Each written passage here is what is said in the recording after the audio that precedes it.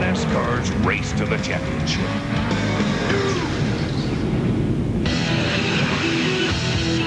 This is the Discover Card Countdown to Green as we get ready to go racing. At short tracks all across the country, Saturday night is race night. And that's why 102,000 fans have come to Richmond, Virginia. It's just another Saturday night short track race with 43 Winston Cup stars and $1 million on the line. This is the real thing. It's no cartoon. The Winston Cup Series visits Virginia with a focus on one man. Now just who would that be? That's my boy! Four-time Winston Cup champion Jeff Gordon races into Richmond looking for his third straight win after tearing up the competition at Bristol and Darlington. Sterling Marlin still holds the point lead. But there are plenty of championship challengers anxious to make a run to the top. That was a close call. 400 laps at this track require concentration and cat-like reflexes.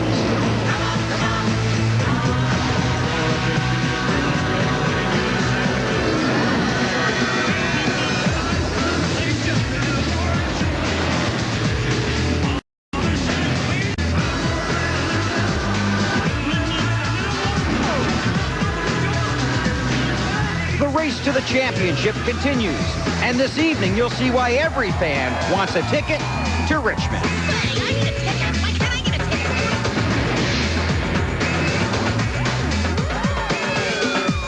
Hey, Buster, hit the theme music, would you? Give me fuel, give me fire, give me double shot inside!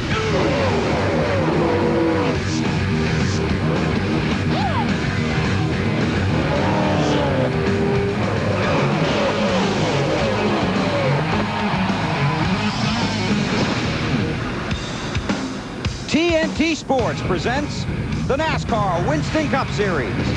Tonight, it's the Chevy Monte Carlo 400 with the Looney Tunes. Ladies and gentlemen, please welcome NASCAR President Mike Helton.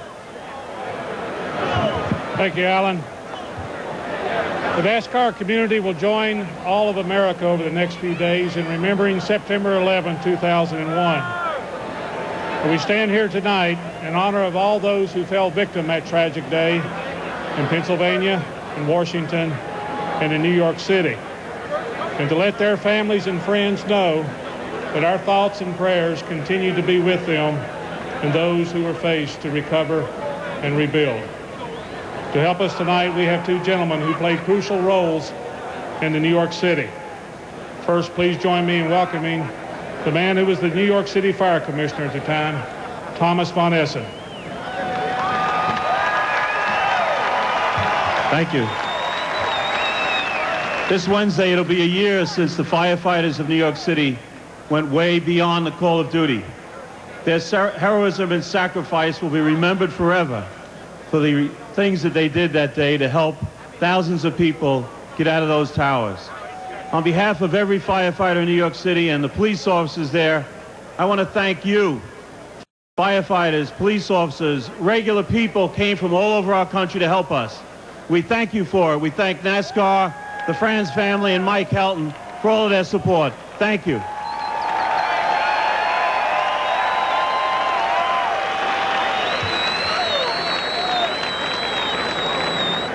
Our other guest is the man who was the New York City Police Commissioner, Bernard Carrick.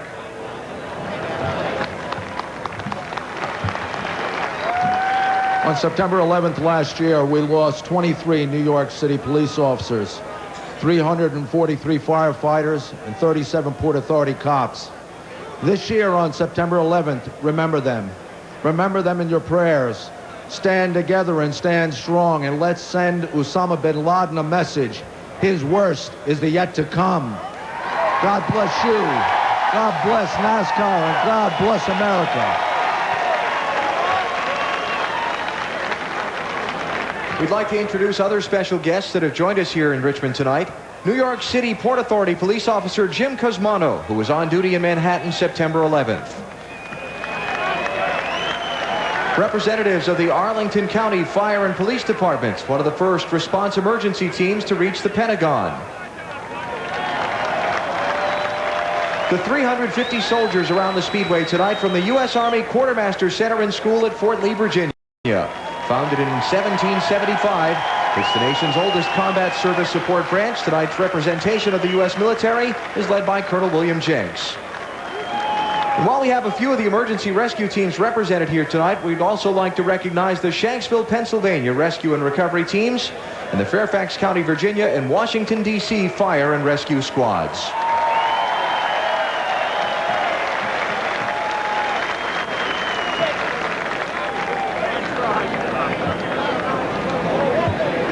The heroes of NASCAR are our drivers, and here to speak on their behalf is former champion and 14-time most popular driver Bill Elliott.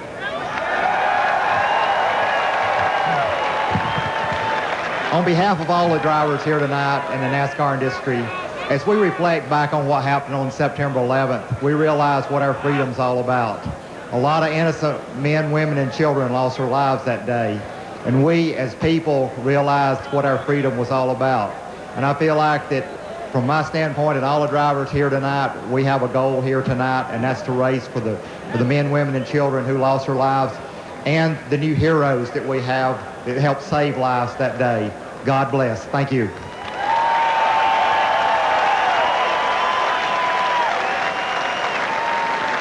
There are 43 flags the drivers will hold on pit road now. They contain the names of all who lost their lives in the September 11th attacks. And to honor those victims, each race team will fly that flag in their pit box for the entire race this evening.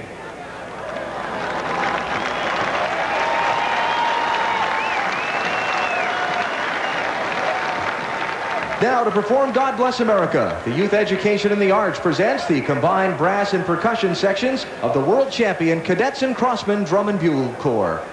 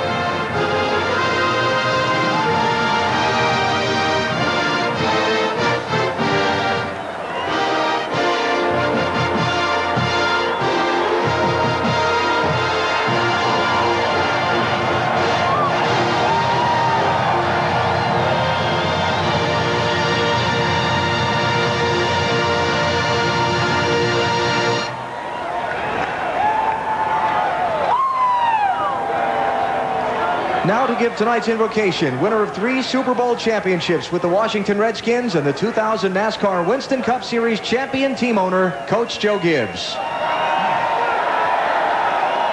Let's pray. Father, we just want to thank you for loving us so much, for making this world, for putting us in it, for letting us have an opportunity to live in a country like this where we have freedom of choice. Father, as we pause and think about all those that were affected by 9/11, we pray for all those that lost their lives and for all of us that are left. Father, we thank you for the courage and for bringing us back from 9/11. Father, we pray for tonight. We pray for safety. Pray for every person here, and let us all appreciate you, Father. Thank you for sending your Son, Jesus, to die for our sins. We thank you for what we get to enjoy, and help us to enjoy tonight. In thy name we pray. Amen.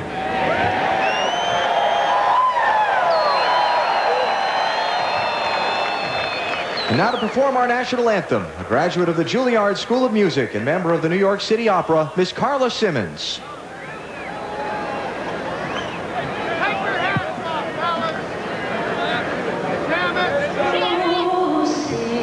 Can you see by the dawn's early light what so proudly we held at the twilight's last gleaming, whose broad stripes and bright stars through the perilous fight o'er the ramparts we watched were so gallantly streaming, and the rockets red glare, the bombs bursting in air, gave proof through the night that our flag was still there. Oh, say does that star-spangled banner yet wave o'er the land of the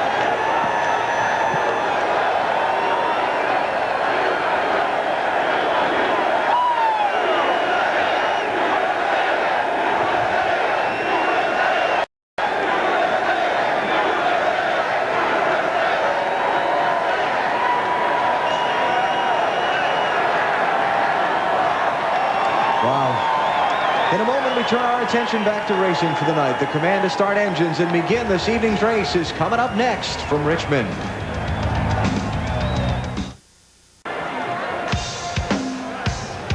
The Chevrolet Monte Carlo 400 with the Looney Tunes, brought to you by Team Monte Carlo. The cars more champions depend on. Chevy will be there. By Budweiser, delivering beer at its best with the crisp, clean, refreshing taste known only to the king of beers. And by 1-800-CALL-ATT for collect calls. It's free for you and cheap for them. 102,000 fans poured into the Richmond International Raceway. Some of them were here about 8 o'clock this morning. And now they're ready for the Chevy Monte Carlo 400 with the Looney Tunes. They've got an all-rookie front row. They've got Jeff Gordon chasing his third straight win. Sterling Marlin trying to protect the points. And 5 guys that are chasing a $1 million, I guess under these circumstances, carrot. Now, here are 3 gentlemen, true professionals, that might have to spend the entire night talking about Tweety Bird. Alan Bestwick, Wally Dallenbach, and Benny Parsons. Yeah, I thought I saw a Winston Cup champion. Hey, welcome back from your assignment. Glad to have you here. Thank you. It's good to be back. Appreciate it. Let's see. Last night's Busch Series race could politely be described as a wreck fest. The Winston Cup race here in May, 14 caution flags, tying a record for most yellows here. So what kind of night are we in for tonight, BP? We could be in for the same thing. What we have here, we have a situation. Everyone talks about a second group. I haven't seen it yet. All I can see is the bottom group, 1 lane around the racetrack. That is the preferred line, and all the drivers, all the cars will be going for that one spot. And guys, please, drivers, take it on yourself. Don't block. Like last night. Ashton Lewis, he moves over to keep the 24 car behind him. Jack Sprague, they make contact, and look at this. guys, if they make a move on you, either give it to them, or if guys, you only got 6 inches, don't try to take that spot away. It's give and take. If you don't do that, we're going to have some serious problems tonight. A lot of caution flags. And you know what? Well, we might even have a bump and run tonight. Well, BP, we're definitely going to have some bump and rubs. Normally when you come here to Richmond, you give the guy the two. It's called the two-lap rule. And if you're faster than a guy, you come up on him, you give him about 2 laps to give you some room, and then you lay the bumper to him. But if you're going to lay the bumper to a guy, we've talked about earlier in the year, you got to do it in the middle of the corner or getting off. Because if you get into somebody's bumper getting into the corner, you're going to wreck him. So we'll see plenty of that tonight. Sealer on this racetrack was a big topic of discussion after the May race here. The track applied a coat of sealer to the bottom lane of the racetrack over the winter, then another coat of sealer over it, and that contributed, a lot of folks think, to the bumping and the pushing because there wasn't another lane to go to on this track. Are we going to see that second lane tonight? Well, the drivers keep saying that it's going to, that they're going to. And we'll go inside our EA Sports Thunder Motion and show you what we're talking about by a double groove. This is what we're accustomed to seeing at Richmond. Guys going by on the outside like a TNT car, passing guys on the outside like passing Rusty Wallace, and no contact. But we didn't see that in the spring. We did not see it last night. And Wally, here's you can come off turn 4 fairly easy. Yeah, there's a lot of room coming out of turn 4. There's a lot of room to get side by side into turn 1. The tricky part is off turn 2. You'll see a lot of guys leaning on each other getting to turn 2 because it's so tight over there. And another thing, when you come off turn 2, you have to be sure that you're clear of someone. I thought I was clear of Jarrett, but guess what? I came up too fast. I wasn't. Contact. Jarrett's in the wall. And folks, you got to stay on the wall if you're going to hoist the trophy. Here's what I want to see at the end of this race tonight. I know I said it last night, you weren't here. All I want to see are Rusty Wallace and Jeff Gordon near each other as we get close to the checkered flag. There's probably about 150,000 other people here that want to see the same thing. And definitely, I'll guarantee you, Jeff will be expecting it. There's for sure. And Rusty's he's looking forward to it. All right. Now, as part of tonight's celebration of America and American heroes, the command to start engines for this race is going to be given by members of our armed forces that are presently serving overseas in Bagram, Afghanistan. They're live via satellite now back here to Richmond. At this time, when our country remembers heroes and friends, we're proud to serve the United States of America in the war against terror. We're ever mindful of the events just 1 year ago that brought us here. However, in the months since, we have seen our country come together as one. The Combined Joint Task Force 180 is honored to give the NASCAR drivers their most famous command. However, we need your help. Tonight is about solidarity. So we want all of you at Richmond International Raceway and everyone watching us on TV at home to help us give not only the drivers, but America. Yes, America. The command to get this night started. Are you ready, Richmond? Are you ready, America? 1, 2, 3.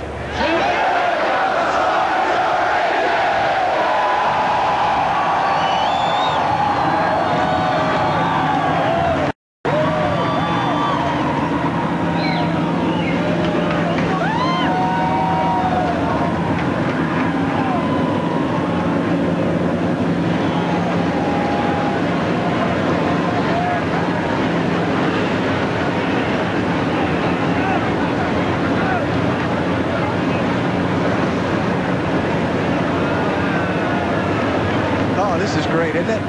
Hope you guys enjoyed the race, guys and gals overseas. Glad to have you with us. And we're so proud of what you're doing for our country. And what a sight it is in Richmond tonight. 102,000 fans here, all with the multicolored cards. How about that God Bless America little stunt there with the cards? Oh, that was so awesome. Stars up in the corners. Almost like they had rehearsed it. Yeah, and they had. It was great. Look at that now. Red, white, and blue everywhere.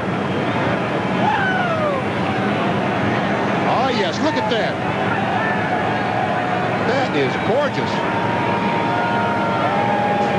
Every one of the seats here tonight had a card in it, had instructions on the back. Fans obviously took the time to read it and follow along. And they're a part of what has been a great spectacle tonight here in Richmond. And we haven't even waved the green flag yet.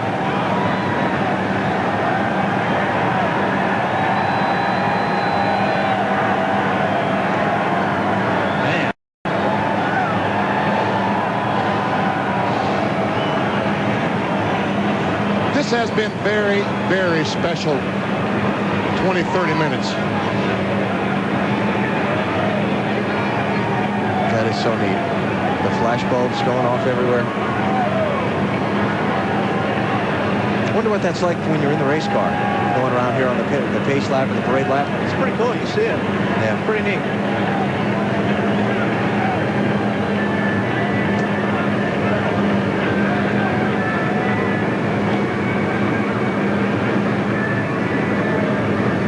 I know you guys are admiring this from up there, and so are we from pit road, but it's constant chatter between the teams and their driver. The crews are admiring the view and trying to explain it to their drivers who only have a limited view here on pit road. But all the guys down here on pit road and the women down here too are just taken aback by the fans and the displays here tonight. Just amazing.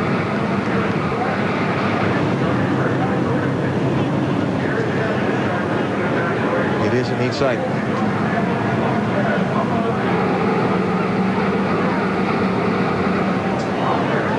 Now I think these guys are just about ready to go racing. They've heard those engines run long enough. If they're not pumped up by now. Yes, they are. Unfortunately, I hope they can get through the first couple laps because they might be too pumped up. I know I would be.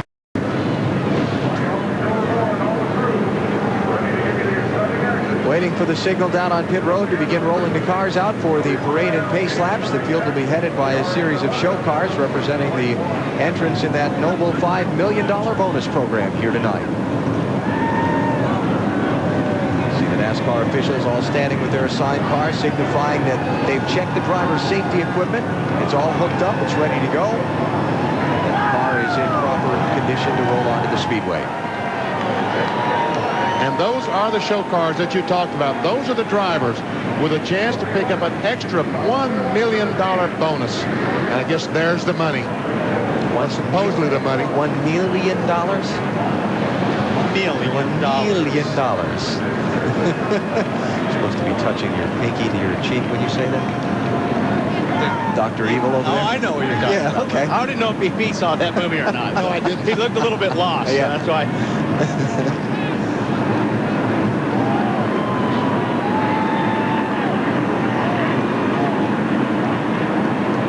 All right, here comes the field. Let's talk about some racing here, starting with tonight's winner of the Bud Pole Award.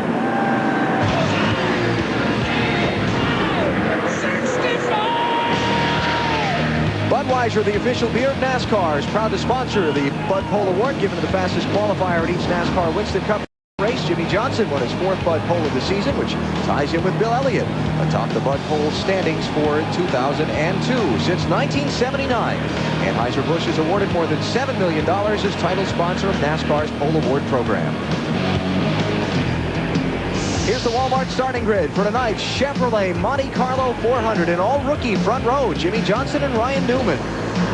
And in row 2, Dave Blaney, his best NASCAR Winston Cup start, and Mark Martin going for $1 million bonus winner at the Lowe's Motor Speedway in May. Great qualifying effort for Terry Labonte. He's got 3 wins here at Richmond. Ricky Rudd, last year's winners, with him in row 3. On the inside of row 4 is Todd Bodine. This is the first time he started in the top 10 at Richmond. And Mike Skinner on the outside. Great qualifying run for Skinner. Talked to Johnny Benson this afternoon. He thinks this could be the night he gets Winston Cup win number 1. Jeff Gordon will drop from row 5 to the end of the field. He's in a backup car. On the inside of row 6, Robbie Gordon had his best short track finish at Bristol 2 weeks ago. And DJ Dale Jarrett, 2-time Richmond winner on the outside. 7th row, Ward Burton from nearby South Boston, Virginia, his home track. Looking to get a victory tonight. And Tony Stewart won the last race here in May. Started at the back of the field then. On the inside of row 8 is Jeff Burton. Listen if he recognizes my voice. Jeff Burton, you know who this is? Hey, BP. Hey, you got me. Do you recognize the voice on the that you're talking to in the pits? We definitely got a new voice. We're real excited about Paul coming on board. We'll see what we can get done tonight. How is the car, Jeff? Well, we've been way too tight all weekend. We were tight in practice trim. We were tight in race trim. So we'll see what happens tonight. Good luck to you, Jeff. Thank you. Jeff Burton starting in row number 8. As we look at the rest of the starting field for tonight's race, Kevin Harvick way back in row 14. A lot of work to get to the front. And Jeff Green, one of the best cars here on the inside of row 15, and Spencer going from Million on the outside. Championship leader Sterling Marlin right in the middle of the soup as we get ready for the green flag. Kenny Wallace, Casey Atwood, a couple of young guys back in 17. There's Elliott Sadler, Kyle Petty. Greg Biffle subbing for Bobby Hamilton. Hope Bobby's feeling better tonight as he recovers from those injuries he suffered here Thursday. Row 20, Mike Wallace, Brett Bodine. And Brett's brother Jeffrey just behind him on the grid. In row 21, Tim Sauter with his Winston Cup debut, driving a Dave Marcus car, and Hermie Sadler rounds out the field for tonight's race.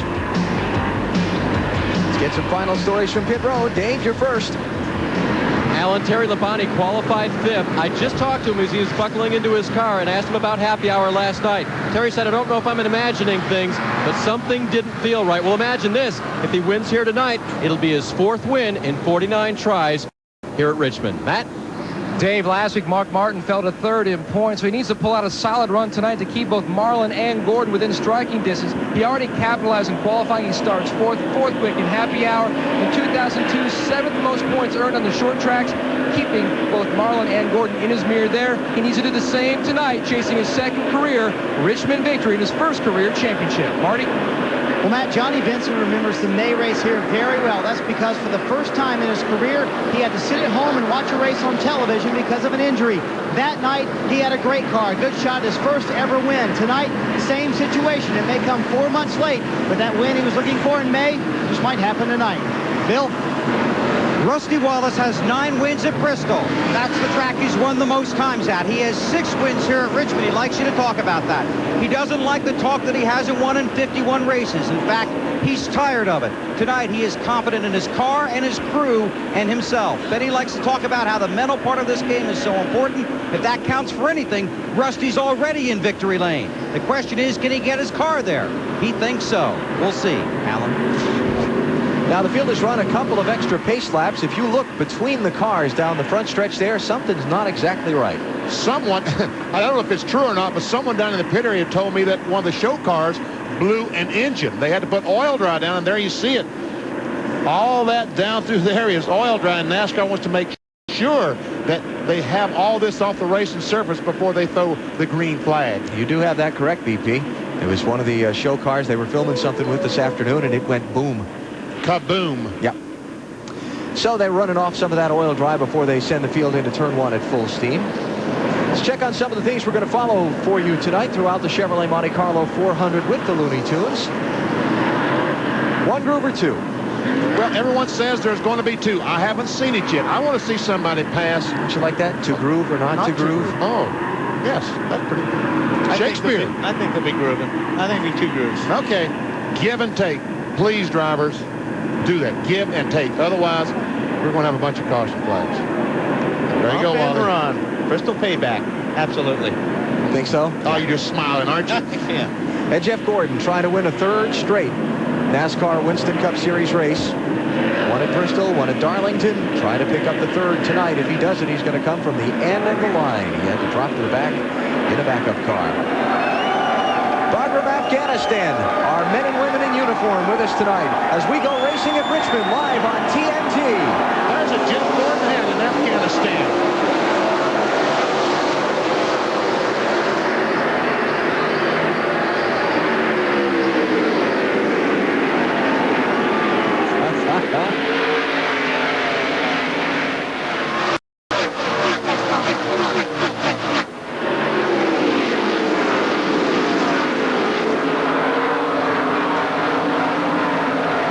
Jimmy Johnson will lead lap 1. Ryan Newman in 2nd. Dave Blaney slides into 3rd. Whoa, Johnson loose. Hang on, Sloopy. And there goes Ryan Newman alongside. Trouble on the backstretch. 1 car is spinning around. Elliott Sadler is crashed after 1 lap. Oh, man. What's that you guys were saying about giving and taking? I ain't got no oil pressure. And off of turn 2, especially because it is so tight back there. And we talked about that in EA Sports, NASCAR Thunder. Ain't got no oil pressure. Don't drive it in. Let them tow it in. Got no oil pressure. 4. Let him tow it in then. What happened? There he goes off turn 2. He may have got turned there. He may have got the bump. Elliott Sadler has failed to finish 3 of the last 5 races, and he's off to a rather smashing start tonight here at Richmond in the early going.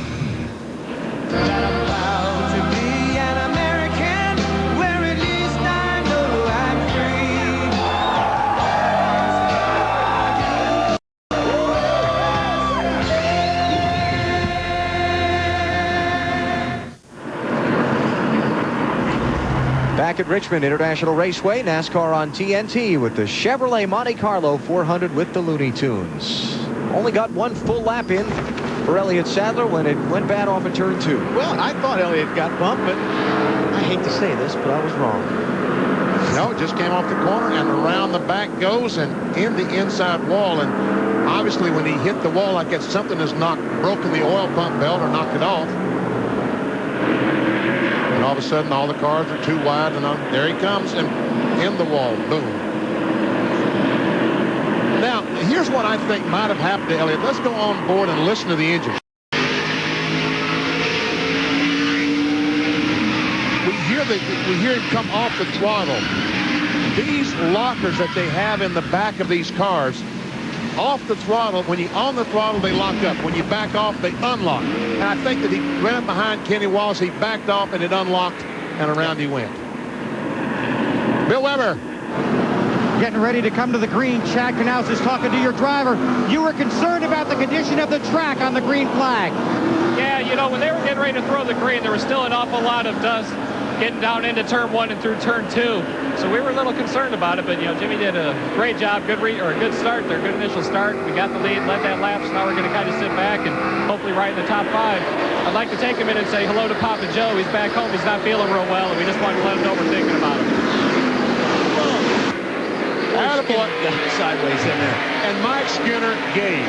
Yeah. He was trying to get alongside Ricky Rudd going down in turn 1. When he saw that Rudd was going to be in a bad spot, he backed off and gave. That's what it's going to take to get us through the night without so many crashes. Skinner running 5th now, trying to get 4th spot away from Ricky Rudd. Got it. And I think Ricky gave a little bit on that one. Exactly. I agree with you, Wally.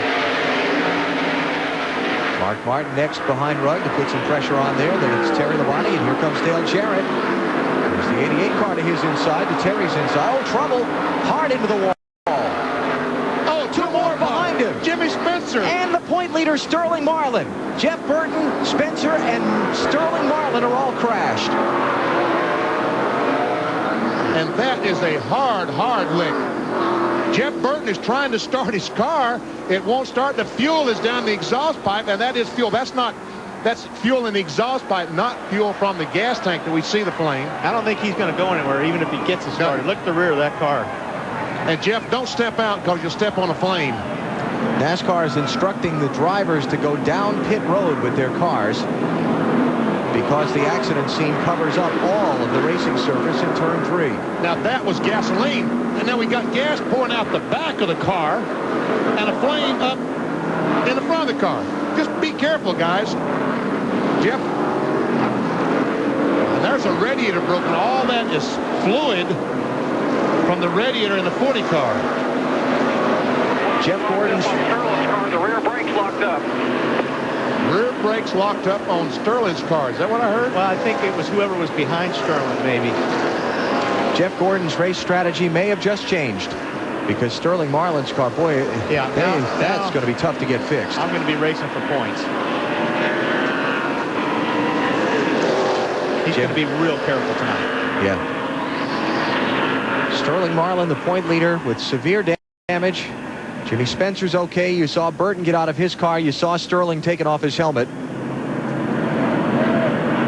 Bad night for Chip Ganassi Racing. I'm telling you.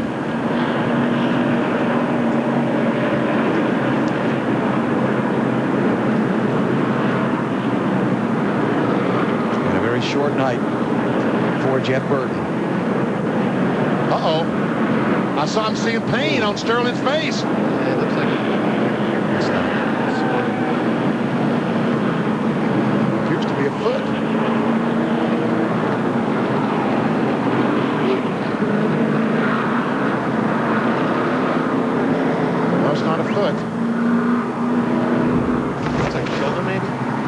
this is what we have of the accident. That was part one. Then behind them, the other two crash. Wow. Long way behind them. Maybe that's what they're talking about when Sterling was backing off because of the wreck. Shouldn't on board. Yeah, can't tell nothing by that. Well, car's up against the wall. It's 3 and 4. Waiting for some reason. You say it was slick for some reason? All right, the field is being stopped on pit road. They're going to red flag the race because there's quite a bit of cleanup that needs to be done inside 3 and 4. Marty. Jimmy Spencer talking it over with Lee McCall, the crew chief for Sterling Marlin. Sterling has gone into the ambulance. What happened, Jimmy? I don't know. You know, I saw the 99 car and everybody checked up, and I checked up, and it was just a chain reaction for us. Sterling and me teammates, and we were in the Winston No Bull Million, and now we're first car's out. So just part of it, you know. Team Target had a really good car here. I was excited about tonight going for the million, and Sterling leading the points is really going to hurt him. But we'll rebound next week at New Hampshire. A lot of people talking about the track slick. Was it really slick out there? Oh, slick ain't the word for it. It was, I can't believe, I ain't going to say anything. All right, Jimmy, the discretion, the better part of valor right there as Jimmy heads off to the hauler. Under the red flag, early here in Richmond, 11 laps complete, and the championship leader, Sterling Marlin, has crashed heavily. 21. You're watching NASCAR on TNT. We are live in Afghanistan having a great time watching the race. And Nathan, I understand that you have somebody back home that you want to say hello to? Yes, I'd like to say hi to my wife, Joy, and my new baby, Natalie. Hey, honey, I got to go. I got to send it back to Alan. All right, Nathan.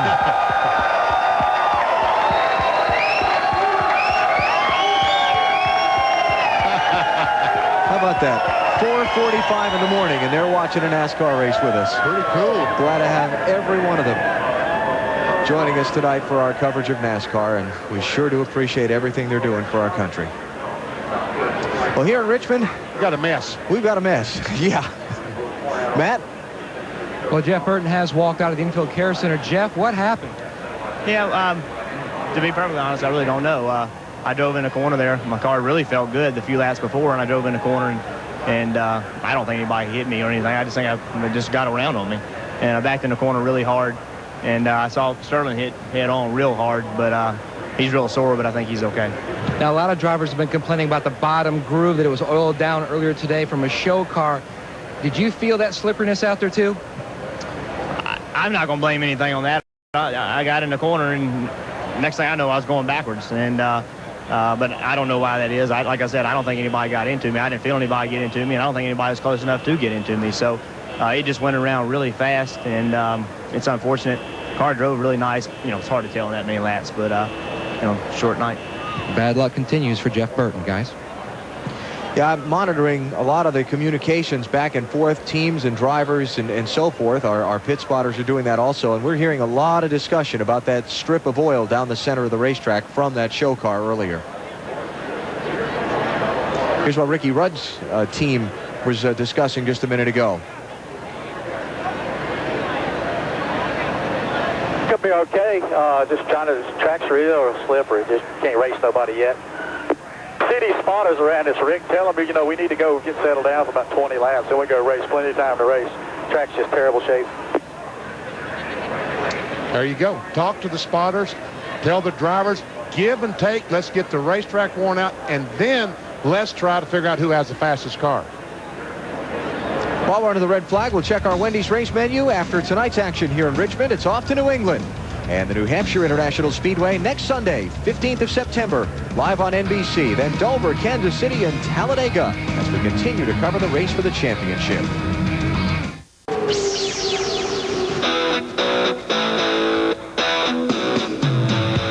Look at Junior just as quickly drive up on the outside of Greg Biffle. Unbelievable. Nobody's had anything for Earnhardt Jr. all night tonight.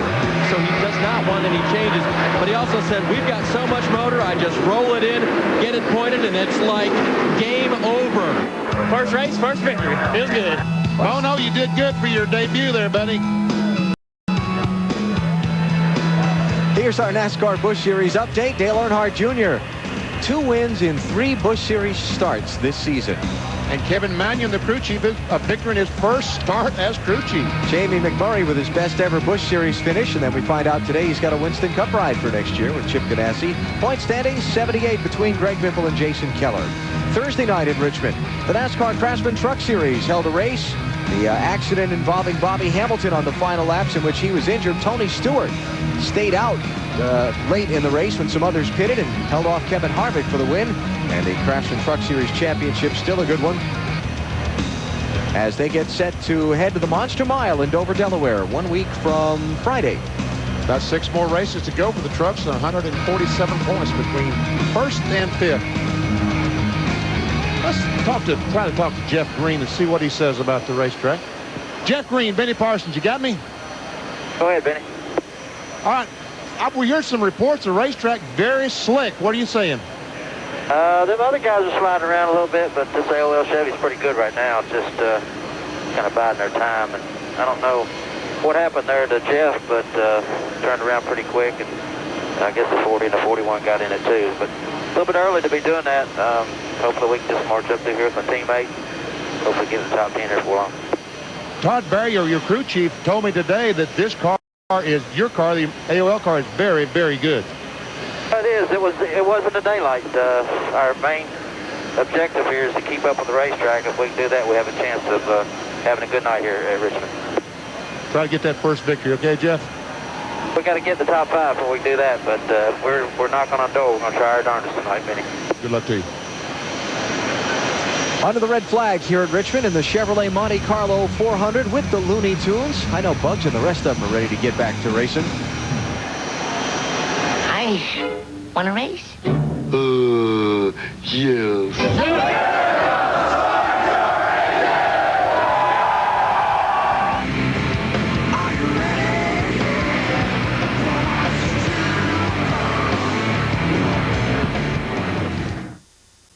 TNT, we're live in Afghanistan. Right now we have one of our biggest NASCAR fans. Nikki, what driver is your favorite and why? Dave Blaney, because I love the World of Outlaws and I love NASCAR. All right, that sounds great. Good reasons. Now, we've had a great time watching the race here in Afghanistan, but it's about time for us to get back to work defending that country we love so much. We lost April.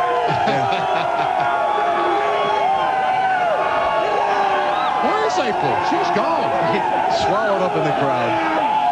We thank each and every one of you for helping out with our salute to America tonight. There's that Jeff Gordon hat I was talking about.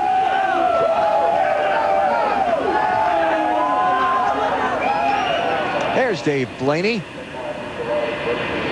You got one pulling for you from long distance, Dave. Real long distance. See, I figured the girl was going to be from Ohio. Or yeah. Never dreamed of being a World of Outlaws fan. We are under the red flag after the 3-car accident up in turns 3 and 4 involving Sterling Marlin, Jimmy Spencer, and Jeff Burton. While we await a report on Sterling and his condition, let's check down on pit road and Marty Snyder. Well, let's first talk track condition with Robbie Loomis. And what's Jeff said about the track? A lot of other drivers are saying it's really slick. The track was extremely slick the first couple laps. He felt like it was pretty good there, that last restart, and now they're cleaning it up pretty good again. We'll have to check it out once we go back green. This obviously could be a big day for you points-wise, Robbie. We try not to think about that. You know, caught myself at serious point thinking about that and wind up costing ourselves. So trying to focus on the 24 DuPont Chevrolet and get the thing, get Jimmy Johnson, those guys to wait on us up there. There you go. Jeff Gordon currently sits in 32nd. Dave. Well, Mark Martin can leave here the points leader tonight, regardless of whether or not Sterling Marlin had wrecked. So, Ben, you guys obviously know that the championship is still within reach. What happens when you know that the leader goes out this early? Do you change your game plan? Well, not necessarily. You know, this Viagra Ford has been strong all weekend. I think you just stick with your same game plan that got you here. You go out and try to win every race that you can, and you try to run the best you can every week, and wherever the points fall, that's where they fall. And I understand someone you love is here for the first time at their NASCAR race, first NASCAR race? Yeah, my newborn son is here. Little baby Dylan is with my wife. One of the lounges, the haulers, watching the race. All right, they wouldn't issue him a garage pass, but Dylan Mark is here watching the race, I guess. He's probably sleeping now. They've just fired up the cars. They'll be rolling them back out onto the speedway shortly. So let's take a break and come back for the restart. Hopefully we can get this thing going tonight and get some racing in.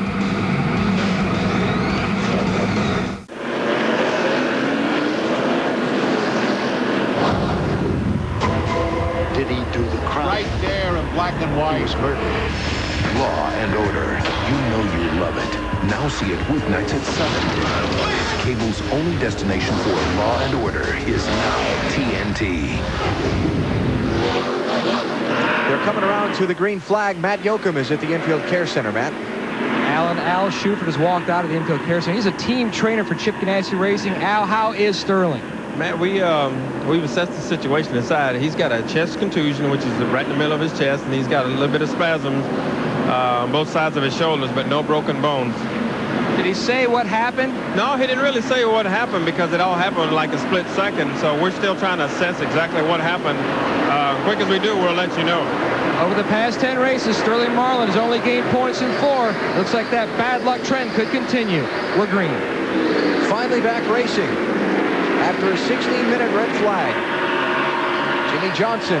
Ryan Newman is the leader. Jimmy Johnson is second. Dave Blaney is third. Mike Skinner is holding down 4th spot. And I tell you what, Dave Blaney was very impressive going on the outside in 1 and 2 that time.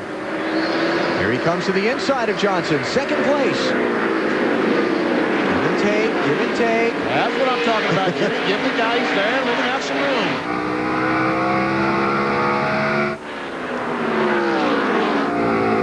Sterling Marlin's car has just been reported. Oh, trouble! Terry Labonte. Todd Bodine. Terry got the worst of it, by far. Sorry, guys, didn't mean to scare you. A lot of guys went to the pits. Went through pit lane, which was good because there's a bunch of cars still going fast, and about 8 of them went down pit lane. They will not roll because of shit. Pretty bad, Terry. Oh, yeah. Look out. Yeah, I guess it is. They all go watch on the TV and Well, they we're see back to the garage. We'll fix this thing. Jim Long, the crew chief. A lot of fixing there. Jim, yeah, I was going to say, you're going to have a job to do if you're going to get that back on the racetrack. They got, believe it or not, they got 3 wide going down in turn 3. There's Tony Stewart. And somehow the 26 car of Todd Bodine makes contact with the 5 of Terry Labonte. Look at all these cars coming down pit road. Tony Stewart and Dale Jr. just snuck through there. There's Jeff Gordon going by on the outside of Terry Labonte. On board the Rusty Wallace Miller Lite car. Back her down.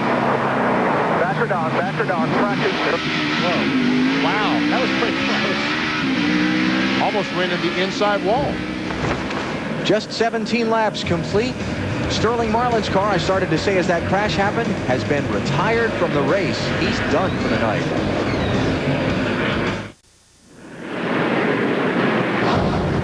More drama, more attitude, more lethal than ever. Changing my right arm for a siren right now.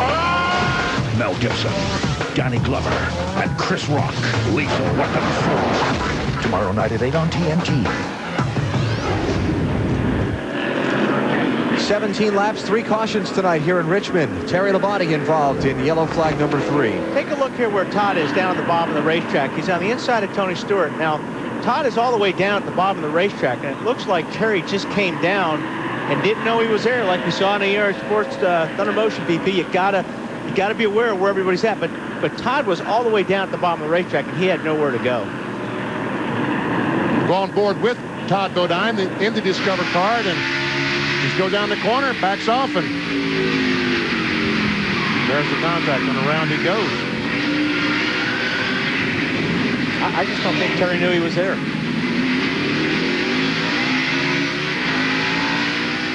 Donnie Wingo is... Come on, man. Watch the video. Short track racing. The tempers are already boiling. Not even 20 laps into this thing. Bill Weber told us on the commercial break that some of the teams are sending another spotter down to turns 3 and 4 because the 5 spotter talked about not seeing the 26 car. He's down very low on the racetrack, and the visibility, so there's a bunch of people, a bunch of trailers parked over there. They can't see the bottom group. He never saw Todd Bodine down there. He didn't know to tell Terry, that someone was looking. See, on the right side of the screen, the corner of the tractor trailers, the bottom here. Yeah, the bottom group of the racetrack is behind that when you're looking from where the spotters stand, which is... Well, you look right here where the cars are. That's the close-up view. The trailers on the left were the ones that we were looking at across the track. See the shot here where the cars are? They're down at the bottom. See, we see those cars are going in the racetrack. They're going around the racetrack, but you really can't see them as they go behind those trailers. That's why they're talking about sending a spotter, I mean, maybe to stand on the trailer in here someplace and try to warn the driver when someone is looking. And not only that, but Todd's car is pretty much black, which even makes it harder to see. Exactly. We're getting ready to go back racing next time. Bobby Labonte pitted. Todd Bodine, Steve Park, Hermie Sadler, Jeffrey Bodine, and Tim Sauter have stopped. Let's get an update on Bobby, Dave. Alan, he has pitted 2 times. The water temperature is not that bad. They did not hurt the radiator, but they have to get air to it, so they pulled out the front end, took all the tape off the bottom of the grill. They never unhooked the hood because they didn't want to pull from behind and get caught unable to getting the hood pins back in with the short yellow laps, and the field might have put them a lap down. So he's still on the lead lap, having pitted twice. They should have raised that track bar about 30 times because that car's going to be pushing real bad. Now, the longest we've run under the green flag consecutively so far, 3 laps. Let's see if we can do a little bit better than that this time. Boy, I hope so. Johnny Benson shoved wide. Dale Jarrett taking 6th place from Mark Martin.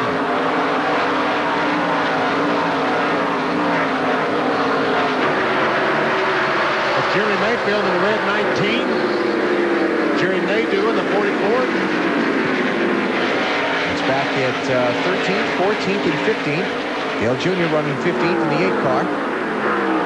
He's trying to figure out which one of these guys to follow. Well, it's the 19 car because he clears 44. Junior going to try to do the same thing. That is encouraging to see these guys making passes on that outside groove. Here comes Rusty. Inside of Jerry Nadeau. Rusty in the 2, starting in 23rd spot. He's up to 16th. And that's where it looks like the track is the slickest, is getting into these corners. If you watch the cars getting in, you'll see them really moving up the racetrack 2 or 3 feet. So it looks like they're tiptoeing getting into the corners.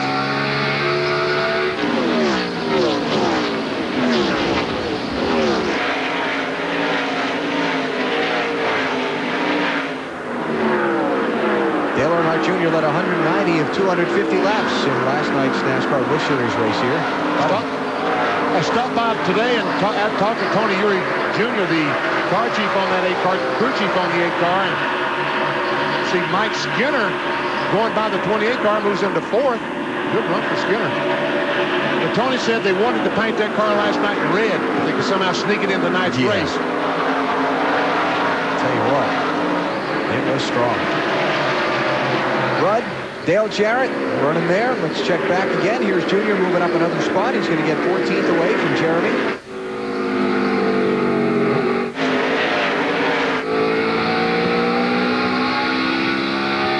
Check that. Let's put him in 13th spot now. They've both gotten by Jerry Nadeau. Dave, how about Dale Jr.? Just heard from his pits, Alan. The car is real tight right now.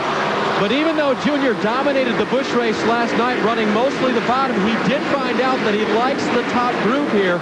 And he said as much on the radio, saying, I may use that top line. So expect to see him go around cars on the outside.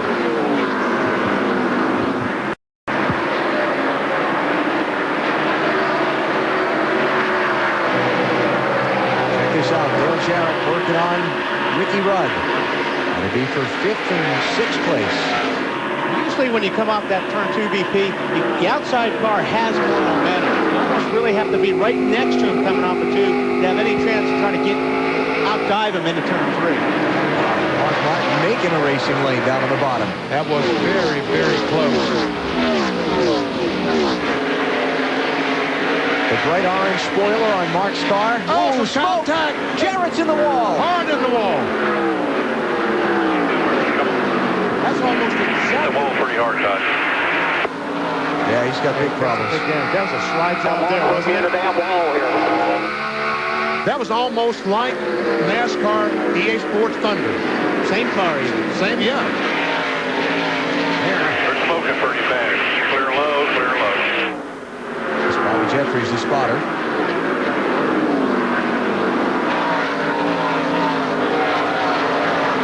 They were racing for 6th place. We'll be seeing a black flag pretty soon, I bet. They're keeping an eye on it while one of the spotters has called it into the control tower, and they're having a couple of guys around the racetrack look at it. Both of them on the right side.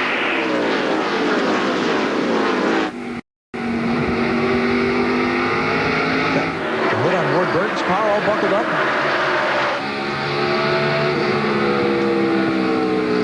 Here comes Jeff Green.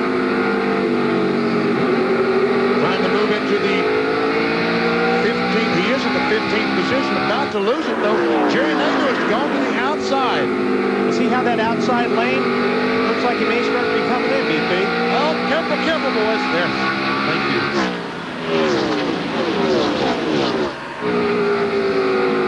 Now, Jerry's moving. Junior's moving up, but Jeff Green on the bottom of the racetrack, he's going to try to go by on the inside.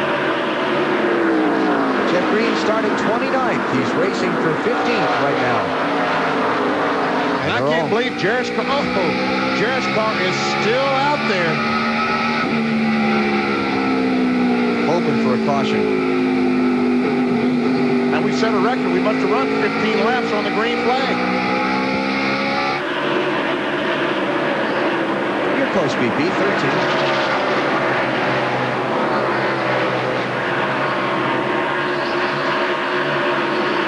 Does the front of Ward Burton's car look like it's all buckled in? Or is that just that different paint job under the lights? Yeah, he's got some damage there, too. Dave? Well, Ward, at that last caution flag that we had, Alan, he did have some damage there, but his crew checked it over from up above and from up top of the pit box, and they believe that it's okay. Ward so far has not complained about the handling. A big concern will be if that radiator opening is closed off. Looks like it's high enough, but the damage is above that. Now, I would guess that he's getting most of the air going to the grill in that area, and that doesn't appear to be damaged too badly. Well, we still got this mix-up here between Junior and Maydew and Jeff Green and Jarrett and Rusty and, well, about all of them. I can't believe Dale Jarrett either hasn't had to pit or isn't running about last, because he hit that wall hard. This is 4th place. Tony Stewart is on the move. Started 14th. And he squeezed right through that wreck. That was very close. Takes a spot. He got 5th away there from Rudd. Now he works on Skinner for 4th.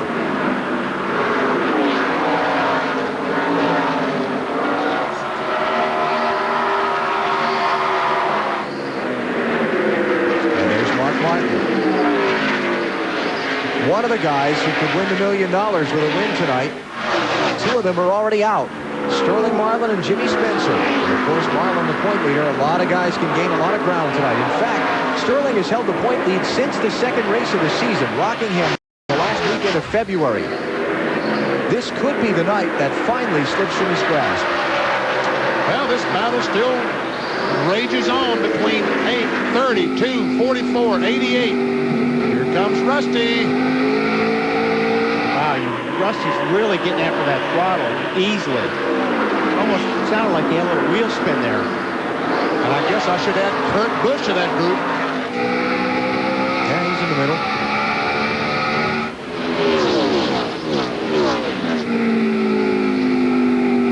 There are the championship standings if the race ended now. Look at that, 46 points to 5th. Unbelievable. But as rugged as this thing has been to start with, you know, it's not over. Yeah, a lot of these other guys could have problems by the end of the night. Stewart's car is working down on the bottom so good right now. His car is getting in so much better than these other cars around him.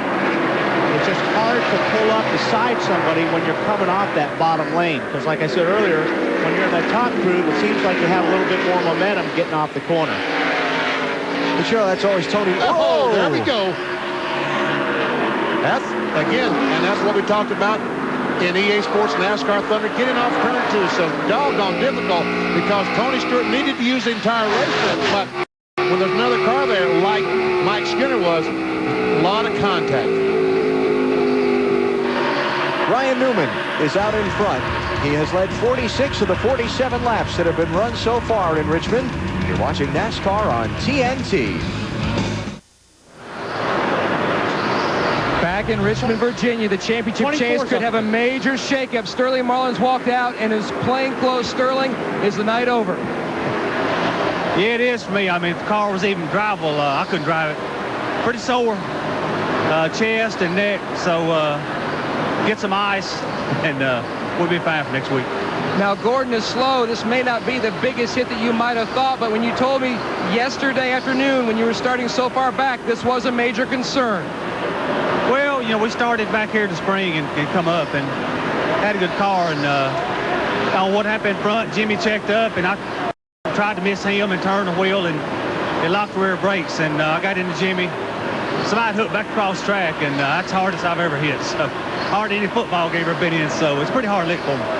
A hard lick indeed. The biggest concern, how hard this championship fight will be, Alan. And troubles for Jeff Gordon, second in points. When he came by here, BP, it sounded really bad. No smoke, though. Marty? All he said, Benny, was that it died. He tried both ignition boxes. They don't know what the problem is. Sounds like it might be electrical, but the car is not running. Wow. This is the second car of the weekend for Gordon.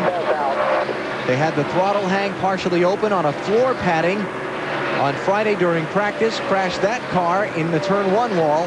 Had to pull out this one.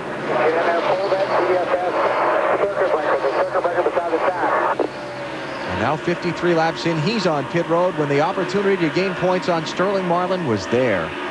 Looks like they brought out a timing light to see if they've broken a camshaft. See, they're going to spin it over and see if it's in time, like they might have broken a camshaft or distributor. Mark Martin now stands to be the guy to gain a lot of points tonight. And he's working on Mike Skinner for 7th place.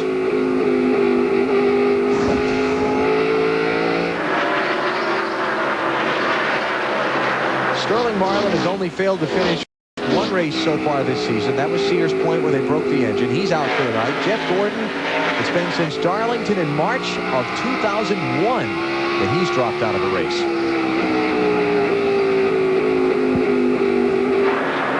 How about that?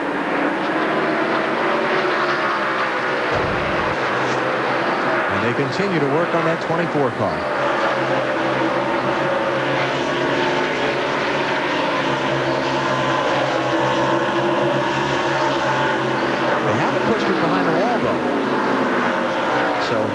They haven't yet given up and made the determination it's unfixable.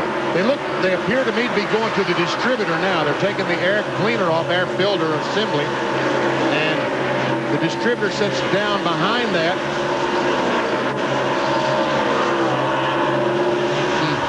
And still we watch Mike Skinner and Mark Martin race for 7th and 8th, and Mark not quite able to make the move around Mike. You know, Chris Carrier, since joining this Ford team as crew chief, he's really done a good job with that car. Behind the wall right here, guys. Somebody run to the truck and get my spare open distributor. A spare distributor. you know, Tony Stewart trying to go by the 77 car for 3rd and does.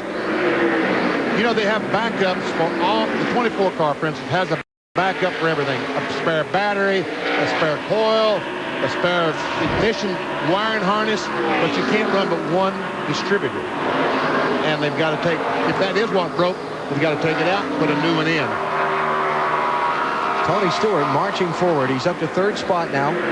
He started the race in 14th. Tony Stewart has led 5 of 7 starts here in Richmond. His worst finish at this track in his Winston Cup career is 15th. Points leader, Sterling Marlin leader, started 32nd. He's out. He's going to finish 42nd. Jeff Gordon, he's off the racetrack. Started in the back of the field because he had to go to backup. Mark Martin still out there in 7th position. What are you pointing at? I was pointing at the rotors on the 20 car. Looked like they were pretty red. Working them hard in the early going. He's trying to get up there. Ryan Newman has caught the tail end of the field. He's about to put 2 boat irons a lap down. There's Brett in the 11 and Jeffrey in the 09. Dale Jarrett still up.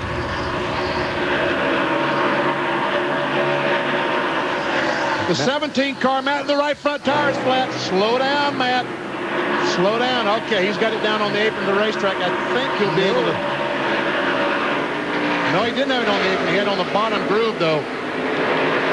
All right, here it comes. A lot of right front tires coming apart.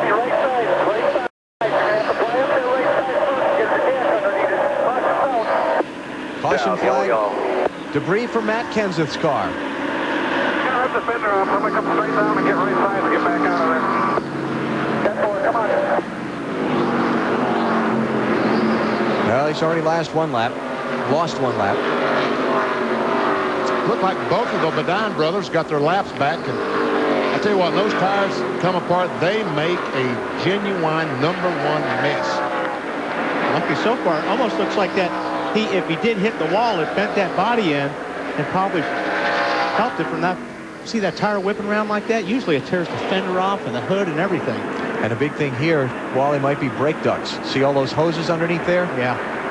But those look intact. Yep. It doesn't look like really that he's hit the wall. It looks like the right front tire just simply went flat. They're trying to save getting lapped.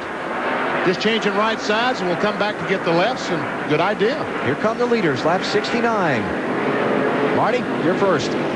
Ryan Newman comes down the leader, having an outstanding run, leading most of that first segment. Balance-wise, very good. Starts free, gets a little bit tighter the longer he runs. No adjustments. Dave Blaney has already adjusted his car a little bit tight, so he moved to the high side. It's better there, but a slight air pressure adjustment to make him just a little bit freer. Bill? Jimmy Johnson is just a little tight in the center, but he's good off. This will be 4 tires and a chassis adjustment. A lot of brake dust coming off those front tires. Johnson won the pole. Took a long time on the left rear, and he got beat off pit road. Ryan Newman got out first. And it was close. Let's check the camera at the end of the pit road. Like Tony Stewart got in front of him, too, there. Well, that's what I was thinking. It was close. Yeah. Jimmy by a nose. Yeah, you get it. And Blaney and Ricky Rudd and Mayfield gaining some spots there on the stops. You're watching NASCAR on TNT. It's been a loony kind of night so far. Just give me a ticket.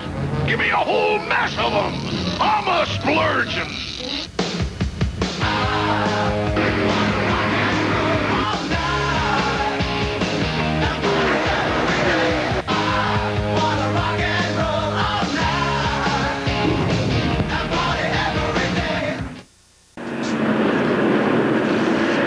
Back in Richmond, Virginia, Jeff Gordon has pulled the 24 car back to the garage. Jeff, what's the problem? Yeah, we've been talking about how long it's been since we fell out of a race, especially due to a motor, and unfortunately, I think it's a broken camshaft. I'm pretty sure we're done.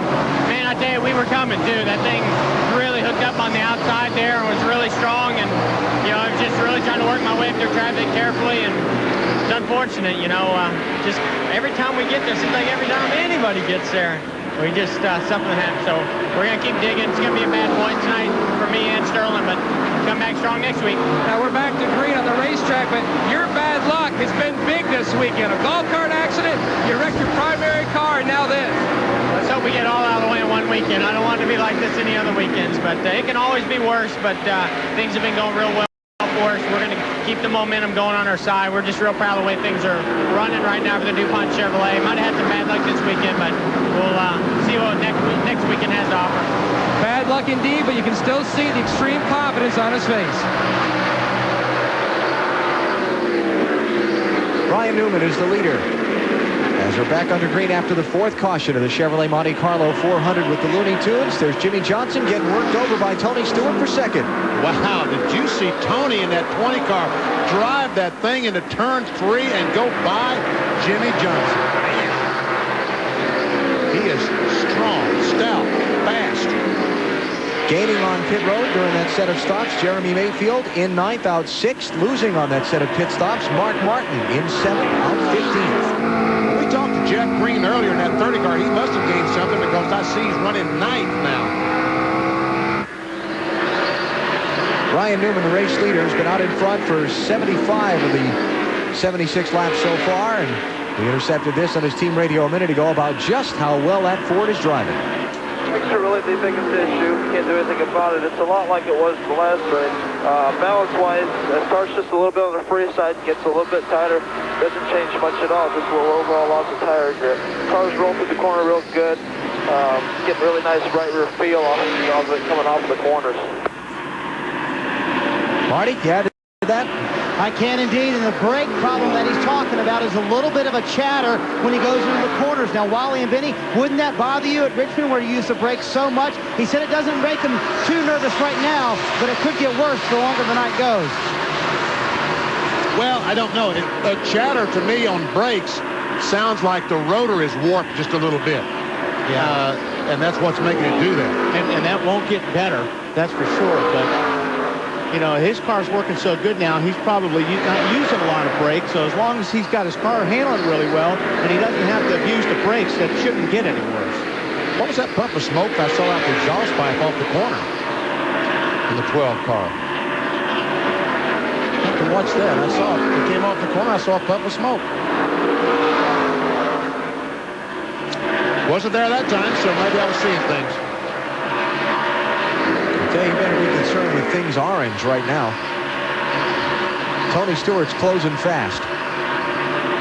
Boy, is he ever. Last lap by Tony Stewart was 0.2 of a mile an hour faster than Ryan Newman. Well, just show you what Alan was talking about. As we show them miles per hour, as they go by. 123.4, 123.2. And Dave Blaney, that 77 car, had the 3rd fastest time. Got one on the wall. Turn 2. Greg Biffle looping around back into traffic. And everybody's going to get away okay. Biffle subbing for Bobby Hamilton in Andy Petrie's 55 car. And need a set of rear tires on that car. Oh, yeah, he's going to definitely need some tires. He has brought out the 5th caution of the race. Marvin the Martian will be very, very angry. Very angry indeed. Wow. He just looked like I don't know, that angle, it looked like he just lost it in the center of the corner. That's what it looked like, that he was trying to make a pass on the outside of someone, got it in just a little bit too high and brushed the wall with the right rear. So Biffle will be on to pit road in a moment. They'll get out the Illudium Q39 space modulator and try and fix up that Chevrolet.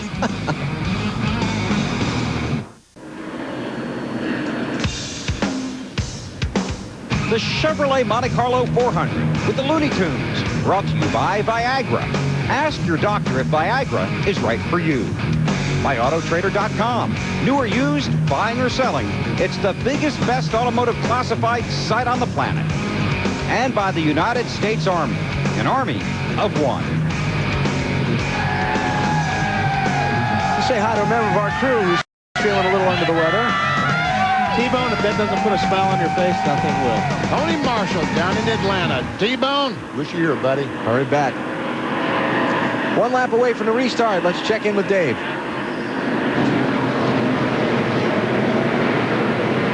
I thought we were checking in with Dave. Maybe Marvin the Martian got a hold of his transmitter. What would he get it with? What kind of? The Illudium Q39 space modulator. I don't know. Evidently, we've led a sheltered life, Wally. Hey, look, I don't have a clue what the man's talking about. I spent my Saturday mornings as a kid watching Bugs Bunny. That's what his gun is called? That's what the thing he had that was supposed to be aimed a flying machine. Aimed at Earth that Bugs kept taking the little thing out of. Be ready. Great flank. Matt Kenseth 1 lap down in 35th place to the inside of the leader. Robbie Gordon in the 31 car tried to jump these guys on the outside. And the 19 car of Jeremy Mayfield moved up in front of him. And so now the 30 car is trying to take the spot away from Robbie Gordon on the inside. And you know, one of the things that NASCAR mentioned specifically in the drivers' meeting tonight, Benny, was... Whoa. Robbie was sideways on the straightaway. He must have a flat tire. I don't know if he is. He's going to spin out.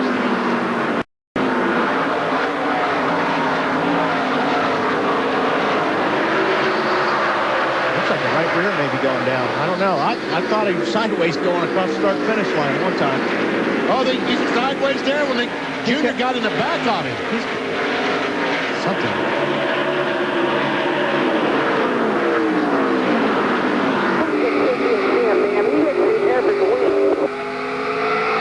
Okay. All righty. He just broke traction. Somebody hit him. Yeah, somebody hit him. And then he got up in the junk and picked up some of the marbles on his hot tires, and now he's fighting to get them cleaned off and get going again. Let's see, that shuffled Robbie back to 16th, and he was racing Jeff Green for 7th before. And the worst part about it, he's still hung on the outside. May lose even more spots. One of the things about the last couple of cautions is it's allowed Dale Jarrett's team the opportunity to get a look and fix that car. Dave? That was a big thing for him, too, Alan, because DJ reported that he was having trouble steering the car, that the toe might be out.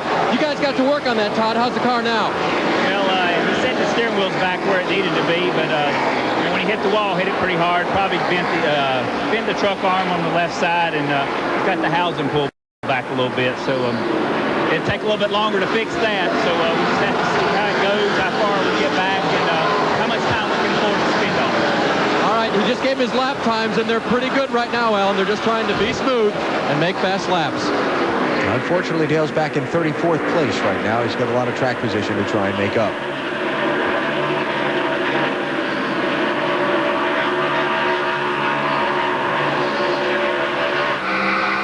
Caught that piece of Robbie Gordon's radio a minute ago. Here's a look at what he was talking about. Is that what you call a bump and run there? That was the bump and run. Yeah. And he did. You're right. He got up in the marbles up there and had a hard time getting after the gas again. And that was March, Bristol. Here it is. And here's the bump and run back then. Robbie was on the back end of that, so they had a little post-race discussion using their race cars coming onto pit road. And that's what Robbie Gordon was put on probation for, was that move there. He got off probation at Bristol this last race, I believe. Right. So he's got a clean sheet, so he can go after him tonight, right? Robbie's running right now in 17th spot. He's just given up a position to John Andretti in the 43. John started 31st. He's picked up about half through the field. While all this good racing is going on back in the pack up front, it continues to be all Ryan Newman all the time. He's led 95 of the 96 laps so far at Richmond. You're watching NASCAR on TNT.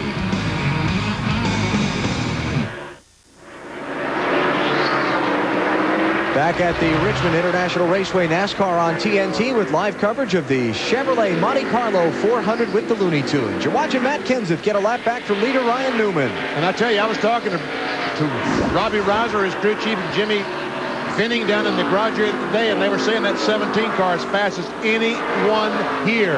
And Marty, I believe them. I would too, BP, and don't count them out yet. If you remember the May race, Matt got 3 laps down. Made all 3 up and finished 6th. And Robbie Reiser was talking to you and I this afternoon. He said, how stupid am I? The car that ran here in May that made up 3 laps and finished 6th is on the truck. Tonight, we have a brand new race car. So it's the backup car, the one that he ran so well here with in May. And I tell you what, the 12 car was trying pretty hard to keep him a lap down because those brake rotors on Ryan Newman's car were pretty doggone red. So Matt Kenseth is tail end of the lead lap, 3/4 of a mile behind leader Ryan Newman. Needs a caution flag and the pace car to get in front of Newman to come back around and get back in the hunt. It was lap 68 when Kenseth had the right front flat tire, brought out a caution, and got that lap down coming in for repairs. That's what I'm talking about. See those brake rotors on that 12 car, cherry red, when he goes down the corner? You know that that's not doing things good being that hot. 6th place here. Jeremy Mayfield in the 19 just gave it up to Mark Martin in the 6, and here comes Ward Burton around the outside. Clear. Johnny Benson jumping into the mix here, too. Wow, look at that brake rotor glow on the 10. Crash on the front stretch. Bobby Labonte goes for a fly-in 360, grabs a gear, and keeps going.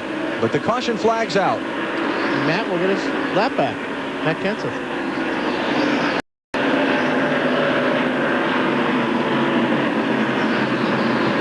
Caution flag number 6. Remember, 14 is the record. And we've been 100 laps, so 400 times 6, 4 times 6 is 24. Really like to see 20 caution flags.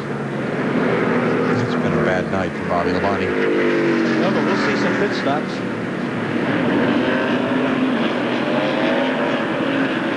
Any leaders? Johnson fakes, Rudd fakes. I think the middle back will come in. Front half of the field stays on track, so let's take a break. Ryan Newman's the leader at Richmond.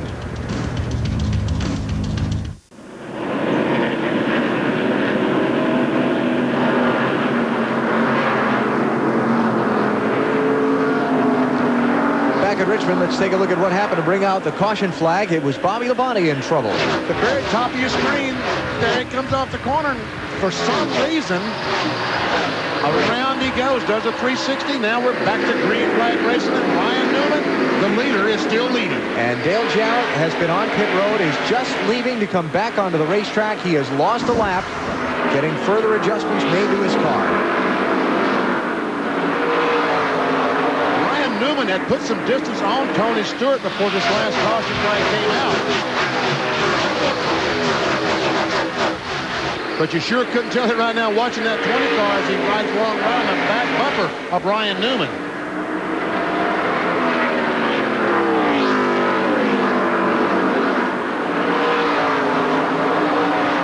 Tony's car is down on the bottom of the racetrack, BP. And I think eventually that's going to work in his favor because you can keep the car down on that yellow line. Here both of them get through 1 and 2 really good, but that last lap, Tony's car was down on a little bit lower at 3 and 4. Mark Martin, the 6 car, trying to get on the inside of Jeff Green, the 30. Hey, it looks like some of the lights are out down there in turn 3 and 4. The inside lights, this track uses the lighting system with the outside lights and then the inside that reflect off the mirrors back onto the track. And it looks like some of the ones on the inside down there inside 3 and 4 are not on. Down there, you mean? Yeah. It's definitely darker. Yeah, that bother you inside the car? I don't think so. It's still pretty light out. I don't think that'll bother him. And once again, it looks like that Ryan Newman just slowly starting to pull away from Tony Stewart.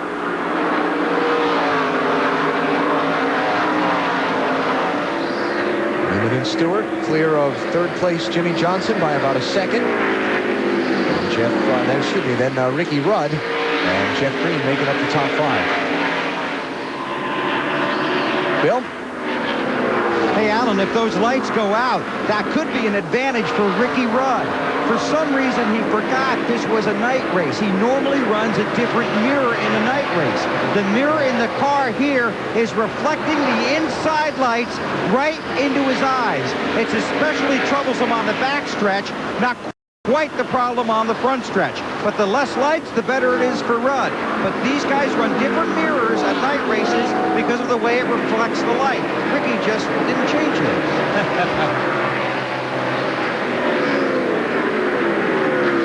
Ricky running along in 4th spot right now, so it's It's unbelievable when you get that lucky and when you forget something and it works in your favor. Yeah. All right, now Tony Stewart. He's all of a sudden he's back on the back bumper again. Maybe Tony is trying a different lines, different entry, different exit, something. Well, like I said, his car is getting in so good right now. Eventually, that's going to work in his favor. Because if the 12 car is working up the racetrack and sliding, Tony's going to get under it eventually. Weber, what's those guys saying in Tony Stewart's pits?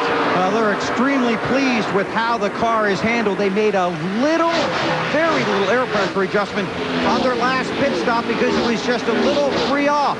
As for Tony himself, the crew says he's very focused. This was a routine day for Tony Stewart, despite the distractions that could be, taking his attention away from racing the car. But after the drivers' meeting, he hung with the crew in the garage area, then he got ready for the race.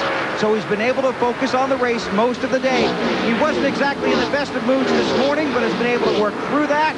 Now he's focused on winning this race in a car that is certainly capable of doing that. In case you weren't with us for Discover Car Countdown to Green, we reported that Tony Stewart is being investigated by Sullivan County, Tennessee sheriff's officers for allegedly assaulting a female race patron at the end of the Bristol race a couple of weeks ago. No charges have been filed. It's an ongoing investigation. Tony said that he'll have no comment because it is an ongoing investigation, but that he's completely cooperating with officials. And Coach Joe Gibbs said that in a pre-race statement in the press room, to paraphrase what he said, that from everything he's been able to find out from all of his people, and they had team personnel with Tony from the moment he got out of the car through the time that he exited the interior of the racetrack at Bristol, that nothing happened and everything was fine. Or that nothing happened that he considered to be out of the ordinary. Yeah, I think at this point, no matter what Tony does, it's going to be blown out of proportion. How about it, Bill? The one thing that might have turned Tony's day around was in the drivers' meeting. Near the end of the drivers' meeting, Dale Jarrett stood up and said, Tony, we know you've got a lot of things going on, but we've also know that you're one of the primary reasons all these fans will be here to watch us race tonight, and we are behind you 100%. That was followed by applause, and that really made Tony feel much better, not only about himself, but about his peers. And I think that's probably what Tony is more concerned about anyway, is what his peers think. These guys that you're racing with every single week, it's real important that, you guys, everybody's racing with each other and they have confidence in you. And I'll talk about Dale Jarrett. All of a sudden, his car has seemed to be slowing dramatically. Don't forget, he was on pit road when the green flag waved for that last restart. He came off pit road after the field had put him a lap down. So he's a lap and, 3/4 down to the race leader.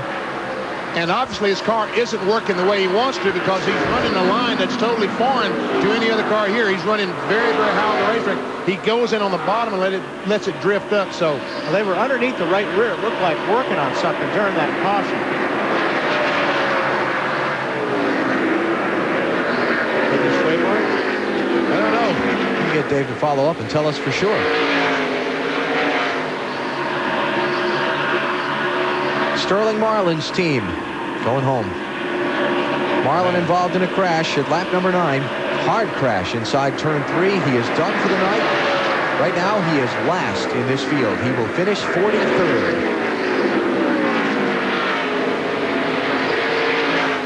Tony's car looks like right there when he got real close to the back of Newman's car that he lost a grip on the front. And Sterling Marlin said in his interview that he was so sore that if they could fix the car, he would not have been able to drive it. But Jimmy Spencer, his teammate, could have driven it, and Sterling would have gotten the point. So evidently the car was just banged up so badly they could not fix it any way, shape, form, or fashion. Marlin is out of the race. Spencer is out of the race. Jeff Gordon, Terry Labonte, and Jeff Burton's cars are behind the wall. Terry's has now been reported out of the race, and Jeffrey Bodine has gone to the garage. He is done for the night. No oil pressure on the 09 car. Tony looks like he's getting right up to the back, and then it looks like he gets that push on the front of his car. You mean the dreaded arrow push. we're told the 8 car, Dale Earnhardt Jr. slowing down. Yes, he is. Turn 3, coming in the pits. And about to lead. Too much stuff going on here at one time. You know, if Tony Stewart gets out in front, based on what we're seeing, how much he's struggling to keep that nose planted behind Ryan Newman, if he gets out in front, he could check out. Yeah, no, I think he will. If he does get by Ryan, you're right, Alan, because I think that car is working really, really good. He could make up a lot of ground, but then he gets to within that 1 car length and has a hard time making the pass. Dave, what's going on with Junior? Flat right front tire for Junior. Very disappointing. His car was good. He said the track had been coming to him on his only stop. They've made a track bar adjustment for a little tight condition, but this is going to put him laps down early on. Now he needs the race to stay green through a set of pit stops for the leaders. That's right, because he's now 2 laps down, and if this thing could stay green, all these other cars have to pit and change tires. He'd be back on the lead lap with him. Then hope for a caution flag. It's Tim Sauter in Dave Marcus's 71 car in his Winston Cup debut. Getting overtaken by the leaders, and that'll put him 3 laps down. Well, Tony's working Ryan over, but not able to get by yet. Stewart and Newman dominating right now here in Richmond. Not yet. Tony Stewart continues to work Ryan Newman over for the lead in the Chevrolet Monte Carlo 400 with the Looney Tunes, but not yet has he been able to make the pass. They're about to put Dale Jarrett another lap down. Let's make our singular call to the pits and put Mr. Weber on the line. Oh, Marty, go ahead. You go first. I'll go first, AB, because Ryan Newman is out front. Tony Stewart's on his outside, though, and there goes the pass for the lead. Well, let's see. Tony couldn't get it done inside. Will he get it done outside? Yes, he did. All right, let's see if he's going to drive away. That would be the first lead change since lap number 1. Well, like Alan said, let's go to Bill Weber. Right, now I get to be first. Take that, Snyder. Just an outstanding race car for Tony Stewart, and as you saw there, very patiently took his time to work his way around Ryan Newman. Again, just a small air pressure adjustment on their first stop, and Tony Stewart, who won here earlier this year, is going for the sweep. Now, Marty, go ahead. Thank you, Bill. Ryan Newman now is in second, and it's no surprise Tony Stewart got around him in turns 3 and 4 because Ryan says that brake chatter we talked about earlier, a little worse in 3 and 4. He has to finesse it a little more through 3 and 4 tight right now for him. 33rd career start today for Ryan Newman. More importantly, could be his first win, Bill. Marty, Ryan Newman is just a little tight getting into the turns, and Jimmy Johnson is just a little tight getting into the turns, trying to chase down Ryan Newman. Now, they've had some very interesting conversations on the radio about Jimmy and his equipment, and we trapped this with Chad Knaus just a few minutes ago. You're doing a great job. They feel okay? Yeah, I mean, I'm using them. That's why I'm asking. If they're not glowing, we're good. They are glowing. Everybody's brakes are glowing. But, you know, ours are not glowing as much as others. Well, I'll keep taking care of them. Now, here's something interesting. The 48 has the #1 pit stall on pit road. That is at the pit out in turn 1, very close to the racetrack. Chad Knaus, the crew chief, can sit on the wagon in the pit stall and see the brake rotors very clearly. So he's able to work with Jimmy and constantly reminds the rookie to take good care of those rotors. Behind him is Ricky Rudd, another guy who's running very well and won here this race 1 year ago. Rudd moving through the field. I just went and talked to his crew chief, Michael McSwain. I said, is everything okay? He goes, yeah. Well, why are you here? I said, I just came down to say hello. And now he's going to watch his driver try and bust a move on the inside of the 48. Not that time. We'll keep an eye on that and go to Dave. Bill, Mark Martin on his first pit stop lost 8 positions on pit road because Mark had trouble getting around the already parked car of Dave Blaney. But since then, Mark has radioed in and said the car was awesome. In Mark's words, this is one of the best cars he's had here at Richmond. Marty? Jeff Green having a fine run up in the 6th position. How do you fix this? A little loose in, a little tight in the middle, a little wheel spin off the corner, but his lap times still are very good. He turned 40 yesterday, and I think a Winston Cup win would count as a very nice birthday present, Dave. Ward Burton's having a good run, Marty. On lap 73, he pitted. He said he was a little bit loose on the throttle. They made an air pressure and a track bar adjustment. Since then, Ward has radioed in and said, guys, that was a good adjustment. Bill? Rusty Wallace has had a very good race car since the beginning of this race. Didn't have a good qualifying lap. Had to start deeper in the field than he wanted to. But he's been able to patiently move his way forward. Got some good help on a pit stop.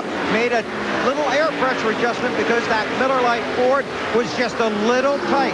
Just keep in mind, the rumors continue to grow that Rusty and the Penske boys will be switching to Dodge in 2003. Right behind Rusty is Johnny Benson, another guy who's very pleased with his race car. No changes when they made their pit stop. Johnny says the car now is just a little bit tight. They did actually have a problem when he went back out after making the pit stop because the air pressure was so low and the springs were so soft, the car was actually dragging the racetrack. But it didn't upset the car very much. The 17, Marty, looking to make a move on the 10. There you go, going underneath him for the 9th position. Matt's having a great run. Lap 104. That's when he got his lap back. He made up 3 here in the spring, and he's having a terrific run right now, Alan. You talk about coming through the field. Matt Kenseth is coming through the field. Very impressive. And again, Jimmy Fenning was saying just how strong this 17 DeWalt car was going to be tonight. So Jimmy, at least you didn't lie about that. You might lie to me about other things, but you didn't lie about that. Up front, Tony Stewart, after getting around Ryan Newman, has put some distance on the 12 car. Now Newman falling back into the clutches of Jimmy Johnson and Ricky Rudd and trying to hang on to that runner-up's position. All right, let's keep going through the field. We'll go back to Marty. What a nice run for Jeremy Mayfield. Up in the 11th position. The car is excellent. They haven't made an adjustment on it all night long. And I would think Jeremy would want to run Richmond every time. His last top 10 came in May here at Richmond. Shouldn't surprise you at all that he's running very well tonight. Kurt Busch right behind him, and I think the song is I Love the Nightlife. During the day, his car was terrible. They couldn't react to anything they did. It was very, very tight, but tonight it has come to life. He was a little bit tight before, but on this set of tires, better than it's been all night long, Matt. Marty, except for the last lap, Greg Biffle has quietly been moving up through the field, turning lap times faster than the leader. Currently in the 13th position. He's bounced back after that spin on lap 81, so the car was just too free. They went back to the settings on the race car, air pressure-wise, where they started the race, Bill. There was some concern earlier when Robbie Gordon was caught cheating. Oh, wait a minute. That was in the go-kart race with the Looney Tunes on Friday afternoon. Actually, this car's been pretty good. He was just a little tight from the middle off earlier in the race. They tried to fix that with an adjustment on the pit stop. And then, of course, he got bumped in the rear, got knocked out of his spot, lost a few positions, trying to work his way back up front. The 31 of Robbie Gordon. Matt? Bill, the 23 car, Kenny Wallace, currently runs in the 15th position. Not one of his better racetracks, but one of his better nights. His best finish here is 11th, currently runs 15th. The car was way too tight. The track bar adjustment they made has made the car come to life, Alan. Kenny running in 15th, started 33rd.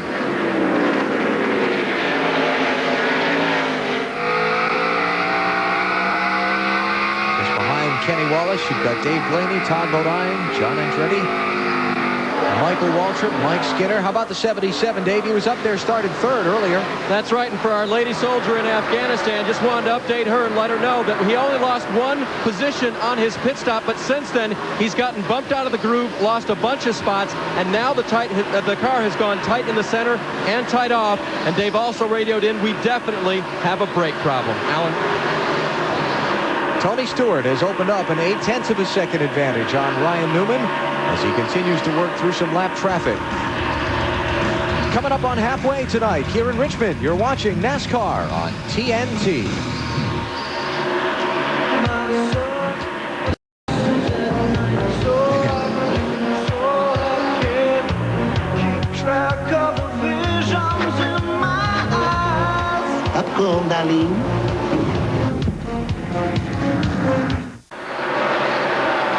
Tony Stewart is the race leader of the Chevrolet Monte Carlo 400 with the Looney Tunes. Stewart has led 27 laps now after Ryan Newman led 142 of the first 143. Man on the move is the Deuce. Rusty Wallace just took over 3rd spot. Got around both Ward Burton and Ricky Rudd in the last 5 laps, and he's picked up a couple of more as he moves toward the front. Looks like it's the fastest car on the track right now. 6-time Richmond winner, and there's the scoring serial on Rusty. And if these guys start coming in and making green flag pit stops, going to be real important. Get out there as fast as you can, because a second or two lost in the pits is going to be, well, about 200 yards, 100 yards on the racetrack. That's math. I'm not going there. Okay. Benny Parsons is where? He is at our Team Caliber 360 racer. What do you got there, Benny? Well, Todd Parrott talked about Dale Jarrett bending the left trailing arm. Let me turn the car over and show you what we're talking about. Here are the trailing arms. The car hits the wall with the right rear, puts all this force over here. Here's the left trailing arm, goes up and hooks up by the transmission cross member. It bends this bar, which gets the rear end out of kilter, and that's one reason that Jarrett's car is so difficult to handle right now, because of this long arm being bent. Okay, yeah. Alan? He's so strong, he could flip that car over just like that. Green flag pit stop for Rusty Wallace. Bill, this is a little earlier than we thought for some of the leaders, huh? Yeah, we were just talking about that, too. It's a little bit earlier. Rusty might be looking to get the jump. He also might have a right front going down. We'll have to see here. Flying into his pit stall, but he's going to stop a little bit to the right of the mark. He said the car had been just a tick tight, but was starting to come to him, so they were going to go with no changes in fuel. All of a sudden, Rusty jumped on the radio, said 4 tires, 4 tires, and started heading for pit road. This crew doing the work, getting the left sides on, fuel going in, Rusty's on his way. We'll check the tires, AB. 15.3, that's a good pit stop. Matt Kenseth also just came in under the green flag. Remember, he had that flat right front tire earlier? He had another one. Here comes Ricky Rudd onto the pit lane. Jimmy Johnson is coming in.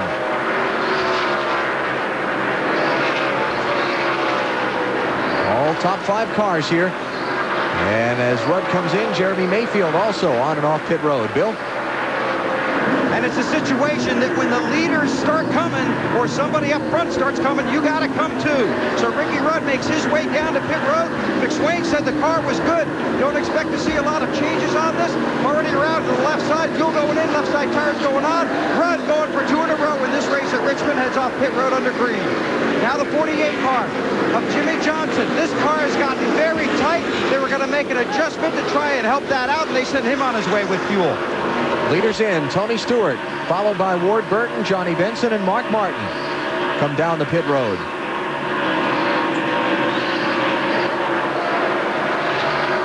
Bill? Well, it's been an outstanding run for Tony Stewart, and this should be basically your routine stop for the 20 bunch. Going around, starting on the right side. They made just a slight air pressure adjustment the first time. Didn't talk about any changes this time. These teams really wanted to wait till lap 180 or so. Pit, but once you come in, you got to follow. Dave? Mark Martin is already leaving pit road. Bill, 4 tires, no changes to his awesome Ford. Ryan Newman is in. It'll be a 4-tire stop. He got tighter the longer they ran. They made a wedge adjustment trying to loosen him up. 4 tires already out on the track. Jeff Green is now the leader. He has yet to stop. Then you've got Greg Biffle. There's a battle for the lead. Biffle in that Square D 55 car goes by Jeff Green, takes it away. Second Winston Cup start ever for Greg Biffle, and he's leading. How about that? Dave Blaney stopped, Dave. Remember, tight center, tight off for Blaney, so they make a wedge adjustment to the right side, 4 tires. Dave had brakes when he came in. He was able to stop in his pit, so that's a good sign. There's Robbie Gordon sliding in. Bill? And Pepe Le Pew, a.k.a. Robbie Gordon, makes his stop in his Chevrolet around to the right side. Going to make a wedge adjustment on the 31, trying to just free him up just a little bit.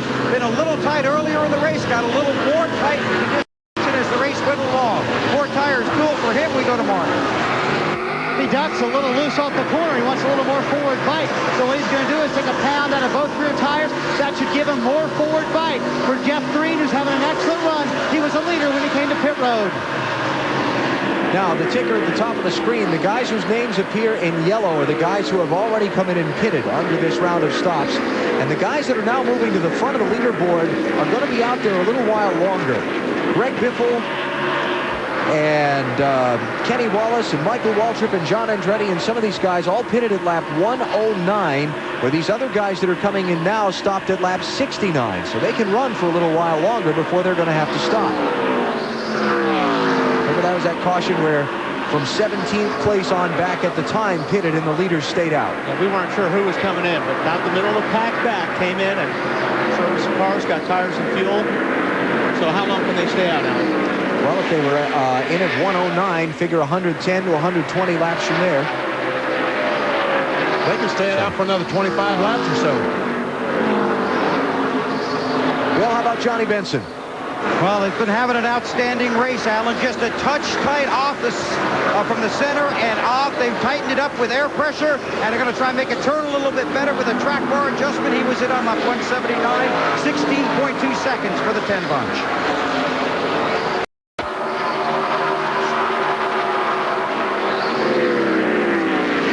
Johnny Benson right now is showing back in 20th place. Now, here's what's important about this stretch of the race, okay?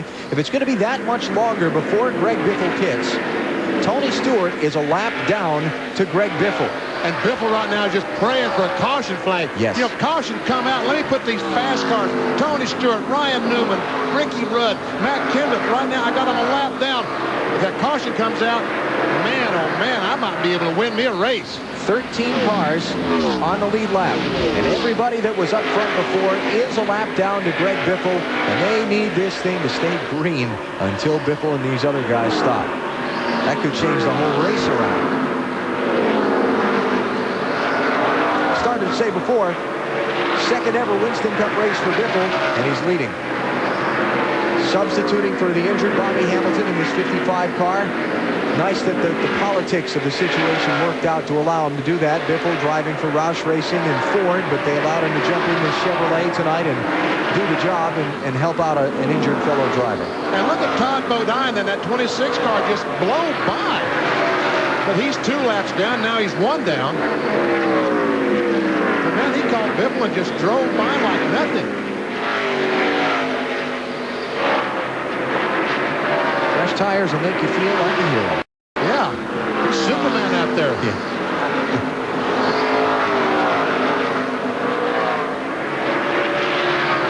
All right, I wonder what kind of Bill Webb, what kind of tire wear we having down there tonight.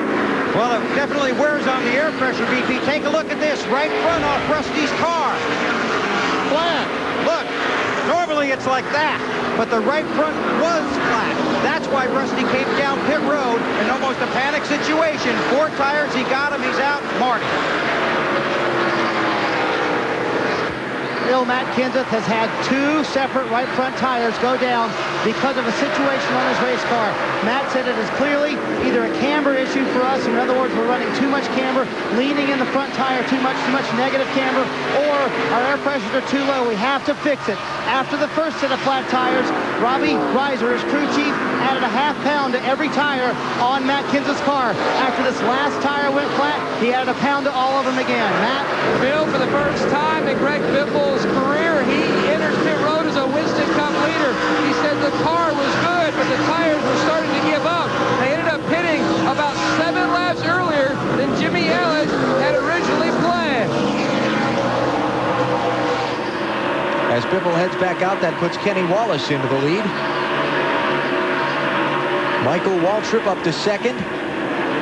John Andretti, Steve Park, Kevin Harvick, Ken Schrader, Bill Elliott, and Tony Stewart, who was the leader before the stops, is still back in 15th, and he's still a lap down. Now, Kenny, right front flat on Kenny Wallace, right front flat. Right front, I think. Hey, 4 tires, guys, 4 tires. Felipe Lopez, the crew chief there, calling out 4 tires. Michael Waltrip's going to go by and take the lead. I wonder if the heat in these rotors is causing some problems. That could be. Could be melting that inside of that tire. And we call it melting the bead on the tire. Matt? Manny, you can hear him on the radio. He said he had a right front flat. Right front flat. You know, some teams, Benny, they do run extra vents right on that inner tire to try to cool that bead. You can see those rotors were red hot as they put on the left side tires, and he's good to go. And bouncing that engine off the red limiter, heading out of the pit stall.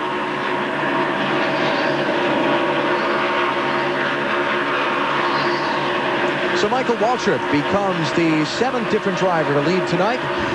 Still waiting on this cycle of pit stops to finish. She's got the other front runners from earlier trapped a lap down right now. City girl at 3 o'clock. Over. Pilot to navigator. The walls were shaking, the earth was quaking, my mind was aching, and we were making it, and you shook me on. Tune into the Superstation Tuesday night when the Braves host the New York Mets. It's Major League Baseball's best on TBS. It starts at 7:30 Eastern on Tuesday night. Jeff Gordon coming back out of the garage. I wonder if those guys... Caution's out. Oh, man. Bunch of cars a lap down. Got a smoker. It's Tim Sauter. Yeah, he made contact with the wall up turn 4, I believe. All right, where are all of these guys in relation to Michael Waltrip? Too far behind him. Well, Tony Stewart had gotten back on the lead lap. He had gotten by Michael. Rusty Wallace did not. Ryan Newman and Matt Kenseth got back on the lead lap. Rusty got trapped. Ricky Rudd got trapped. All those guys got trapped a lap down. Mark Martin got trapped. Jimmy Johnson got trapped. Look at all those guys caught behind Michael Waltrip in the pace car. But Tony Stewart, Matt Kenseth, and Ryan Newman had gotten by Michael Waltrip before the caution came out. And Ricky Rudd. Matt, what's going on? And the one car is in for service, Benny. No chassis adjustments at this time. Walt Smith rolls the tire. He dances around to the front. 4-tire change for Marty. Michael Waltrip was a little bit loose. He said, I like those air pressures. Give me more of that. A little wedge adjustment to tighten him up. He's already led more laps tonight than he had in his 33 previous races here. Had a long time on the left rear.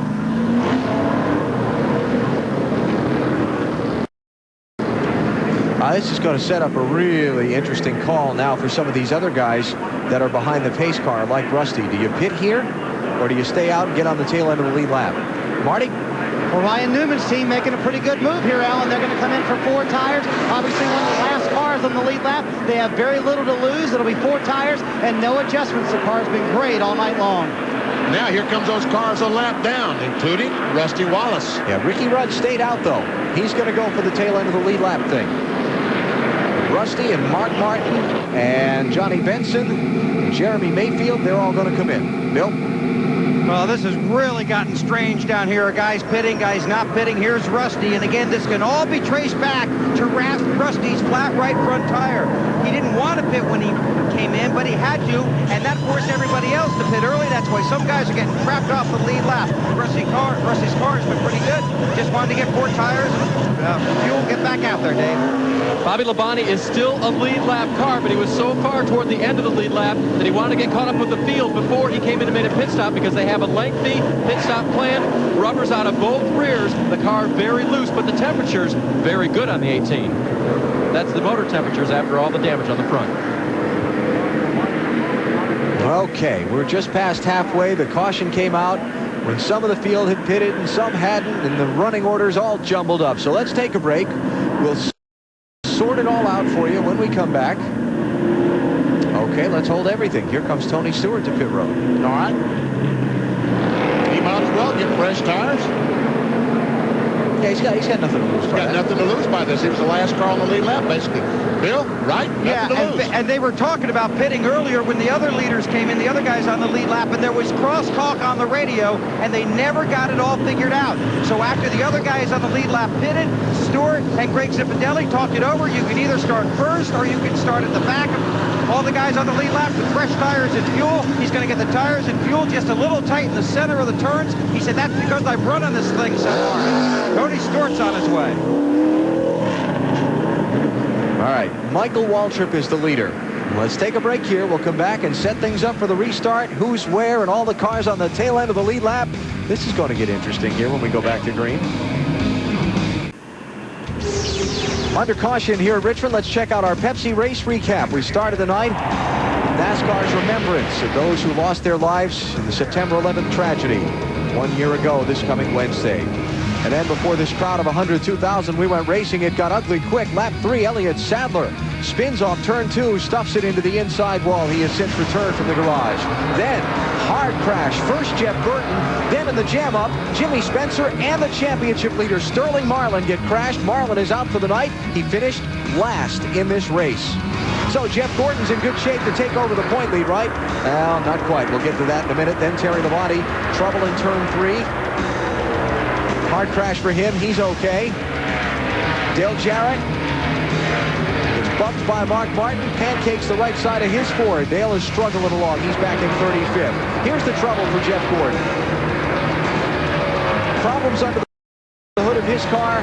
Laps in the garage to get it repaired. He's 152 laps behind the leader. Back on track in 39th place. Not once, but twice.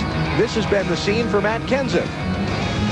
And yet he's running in 5th. Greg Biffle, a little solo slide off of turn number 2. He also has led tonight. Bobby Labonte, a flying 360 down the front stretch. Grabbed a gear, kept on going. Now the most recent caution, trouble for Tim Sauter. On Dave Marcus's 71 car, Gordon comes back on track to try and chase positions and championship points. But it is Sterling Marlin in the garage early here that is the big headline story of the night tonight. We'll be back.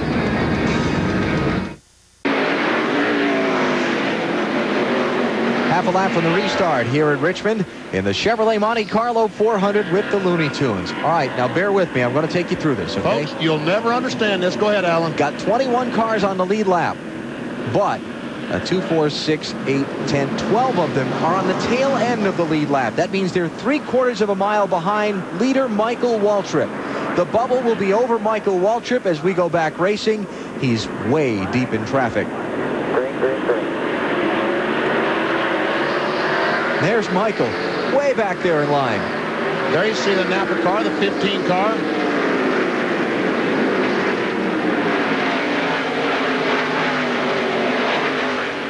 Oh, some contact.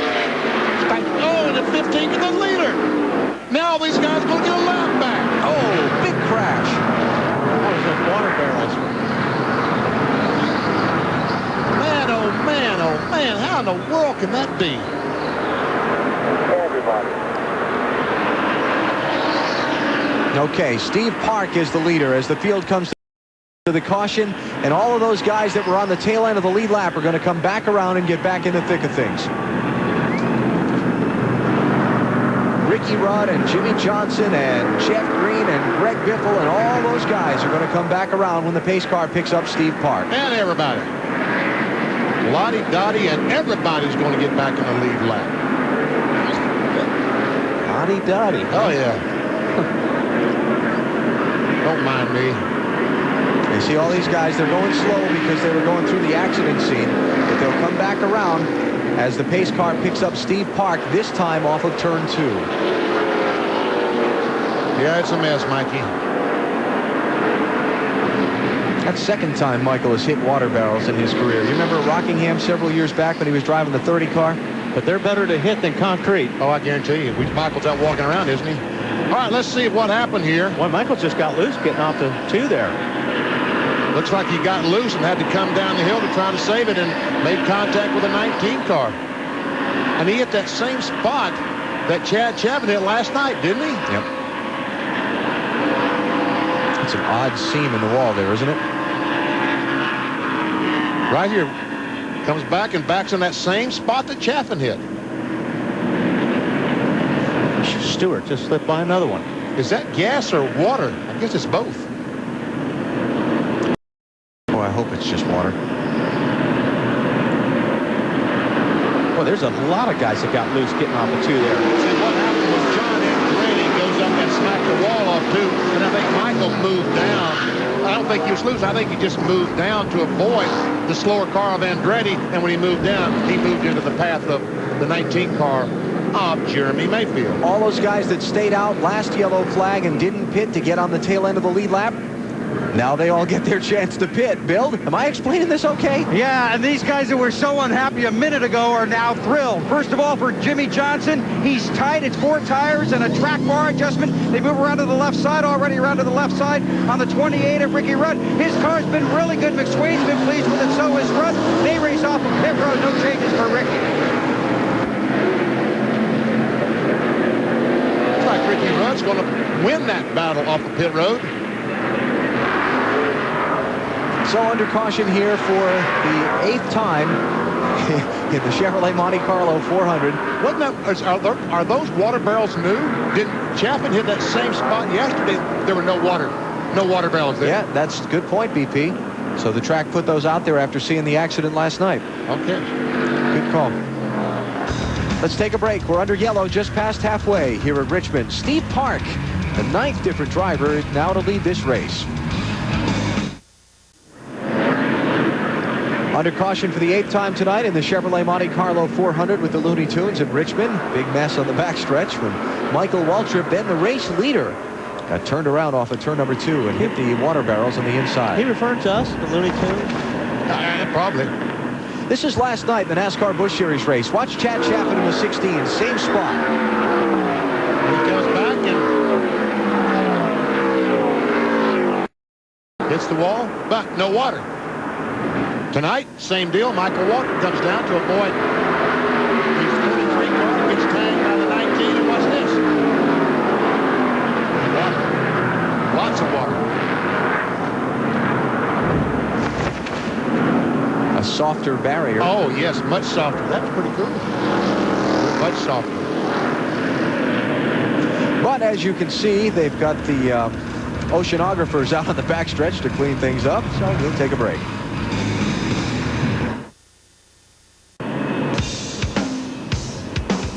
The Chevrolet Monte Carlo 400 with the Looney Tunes. Brought to you by Team Monte Carlo. The cars more champions depend on. Chevy will be there. By New Vanilla Coke. Reward your curiosity. And by Wrangler. Real, comfortable jeans. Steve Park is the race leader tonight here at Richmond as we check out the Looney Tunes leaderboard. No, this has nothing to do with Wally or Benny. The 9 drivers running the Looney Tunes characters in tonight's race. Some of them having good nights, and some of them struggling just a little bit. Old Bugs Bunny, he's the guy I feel so sorry for because Bugs didn't even get to start the race. Yeah. I mean, didn't even get to start. That's right, Doc. Didn't start the race at all. No, not at all. What happened? I failed. Noel Blank is here with us, who is carrying on the legacy that his father Mel created. Thank you, Al, and Benny, and all the gang. You'll forgive me for cracking up because I could probably recite some, lines from the Rabbit of Seville and things like that for you from my childhood, and I'm sure it's such a huge part of your life. From everybody's childhood. Sure, I grew up with it, but you grew up with it, and, everybody else grew up with it over the last 65 years. Carrying on the legacy that between the animators and Mel, they brought these characters to life. And they really are characters. Characters, yes. I see Bugs Bunny was the #1 character cartoon. TV Guide had him as the most popular cartoon character of all time. We got a guy in the pits. Dave Burns thinks he does The Martian pretty good. Listen and see what you think. Okay. Dave? Well, and the only reason I would even dare do this is because Noel and I did some tracks last year for this race, and he said the Marvin the Martian was okay. So he does the best Marvin. Well, see, thanks, Noel, but now here we go. There was supposed to be a kaboom, an earth-shattering kaboom. And that's about as far as we go. See, he's pretty good. You're making me angry. You're making me very, very angry. Yeah, sure, Doc. 10 to break if 9, 8, 7, 6, 5, 4. We'll be back to Richmond in a minute. Oh, it comes.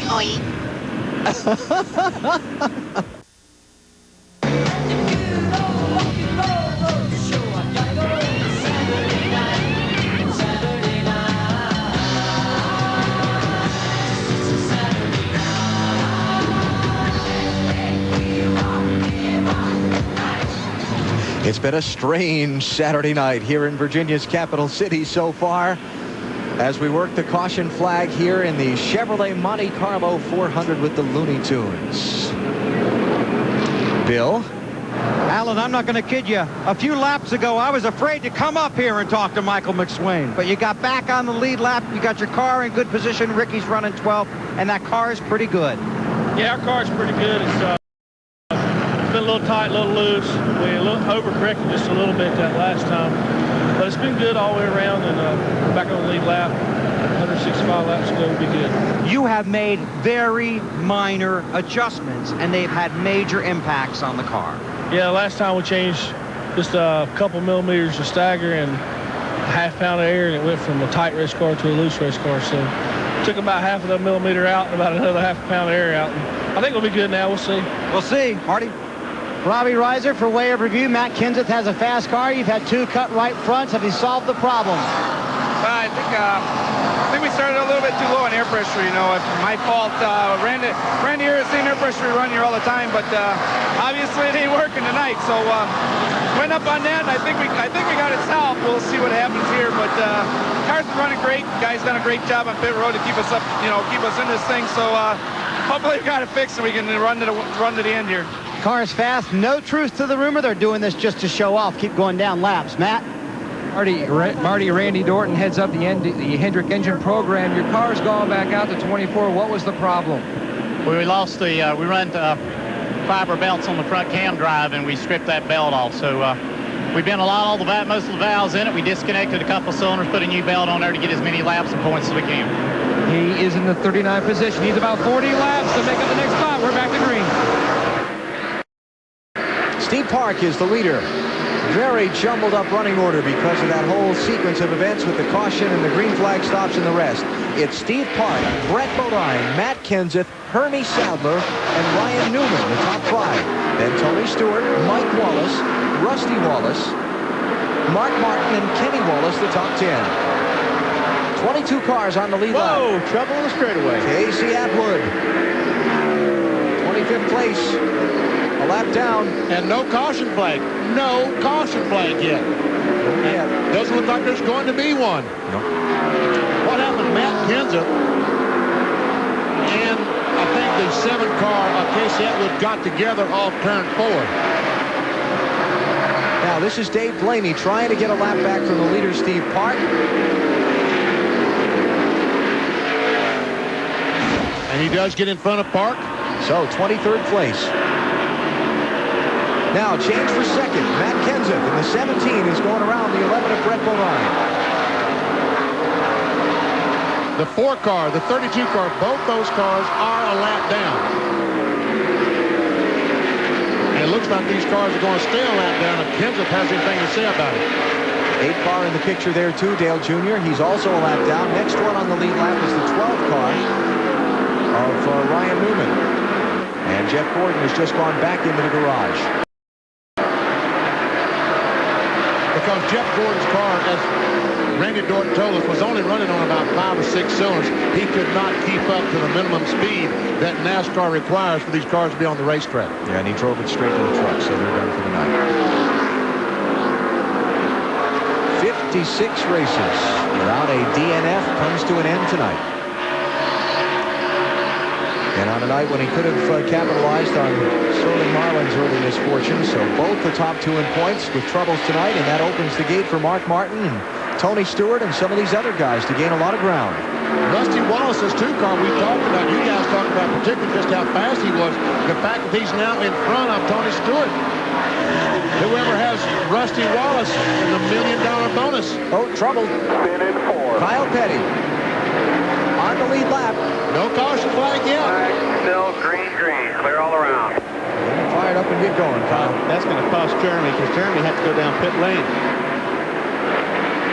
Well, the 77 car was just pleased to the caution flag, getting to make up this 3/4 of a mile. Yeah, just in front of the leader, Steve Park, is Dave Blaney. First race that Steve Park has led since Darlington in March.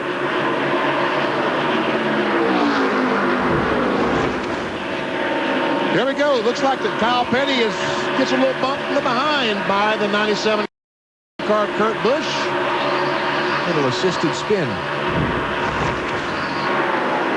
Now back to this race for a spot. Rusty Wallace takes fourth from Brett Bodine. Tony Stewart goes with him to fifth. I think Rusty knows he's going to have to hustle to stay in front of this 20 car.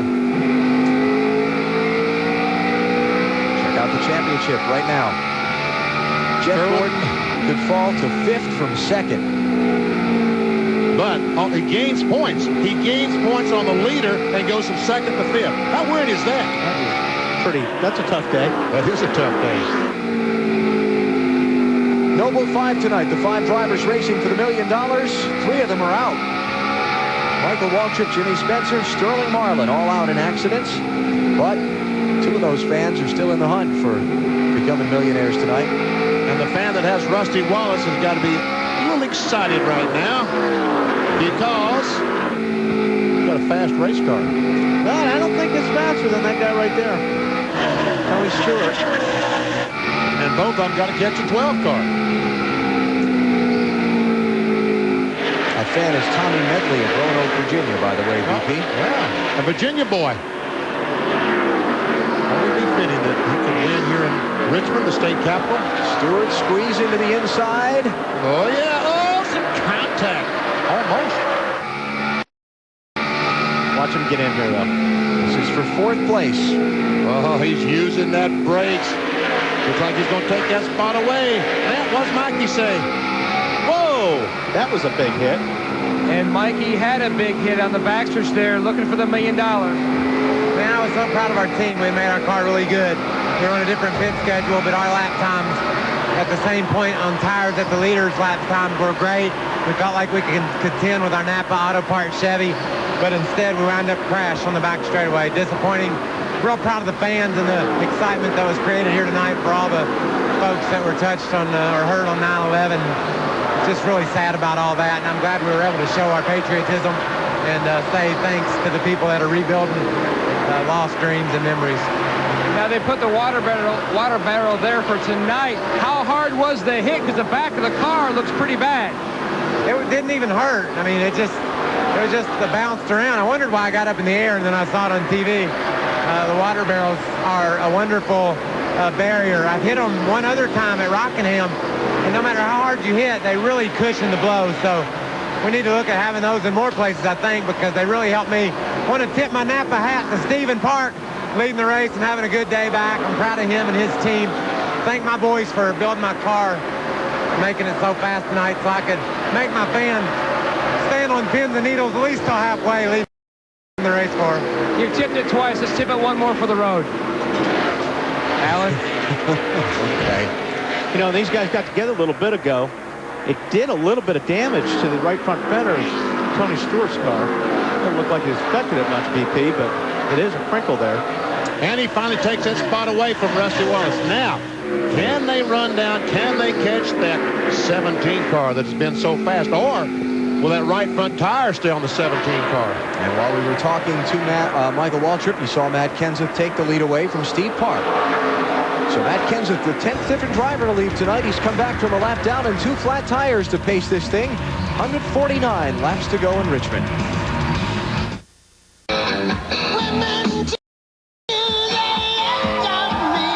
Oh, it's Dynamite Dave Burns making an appearance before the crowd on the TNT Mountain Dew stage here at Richmond today. How about Patrick, huh? How about Patrick here? Yeah, give it up for him, man. Yeah. All-American Dave. boy. How you doing? Hey, Dave, I'm A doing rock great. star How you you'll doing? not be. I'm doing great, thanks. So we got a great... We're under caution here at Richmond for the 9th time in the race, and it was for Johnny Benson. He's on the outside of the 31 car of Robbie Gordon, and it looks like they might have made contact because he does have damage to the left front. It looks that way. It looked like he got a run on him, but Robbie didn't know he was there. Yeah. Just if you look, it's tough to see this angle, but he's got a lot of, see his left front, see all that damage there? Yeah. It's almost like he kind of got shoved up in the wall. Pretty tough hit. Look how hard this thing slaps the wall. And I would say so, because if you look at that again, you can see the front wheels of the 31 car turn to the right. So he was loose or trying to save it, so he probably was in the 10 car. That was early. Oh, wait a minute. That's going into turn 3. Yeah. No, but there's the damage. They did hit again. The telltale camber. Whoa. And I tell you what, Jimmy Johnson slid that left front tire. And I don't know, did he pit?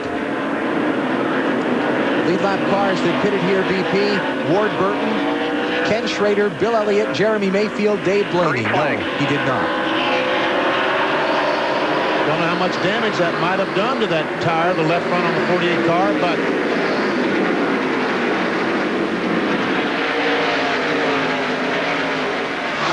Matt Kenseth is the leader. Steve. Three wide, this is trouble. Oh, Junior.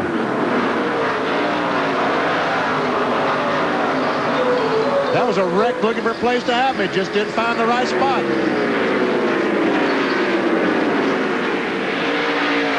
Ryan Newman around Steve Park for second. Slowly, those guys who were dominant earlier in the race are picking their way back through the traffic to the front after they got caught deep in the field there.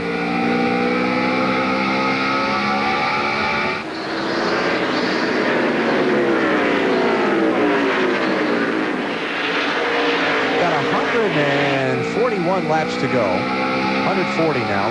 And I feel that the intensity of this thing is kind of picking up out here on the track. NASCAR just sent warnings to the 31 and the 8 to settle their drivers down. Those two running nose to tail right now. Well, if you remember earlier, Robbie was a little bit upset that the 8 got in the back of him. So now they're watching very closely. Yeah, the warnings were for the contact they had with the other cars, the 31 with the 10 and the 8 with the 32. But these guys did get... Yes, they did. One did move the other out of the way, yes.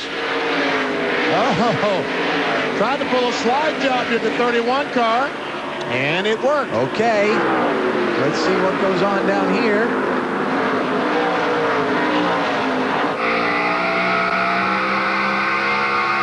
Okay, back. Not yet anyway.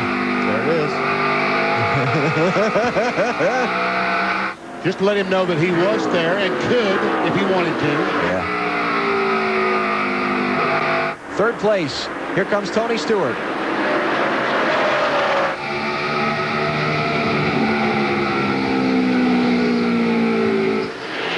Working to the inside of Steve Park, but Steve's not ready to give up.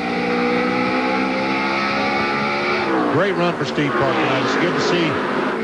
He lost his crew chief this week. Paul Andrews have been together for a pretty good while, but Charpentier, Bono, and Steve Meal, all the guys pitched in. Looks like they've done a pretty nice job.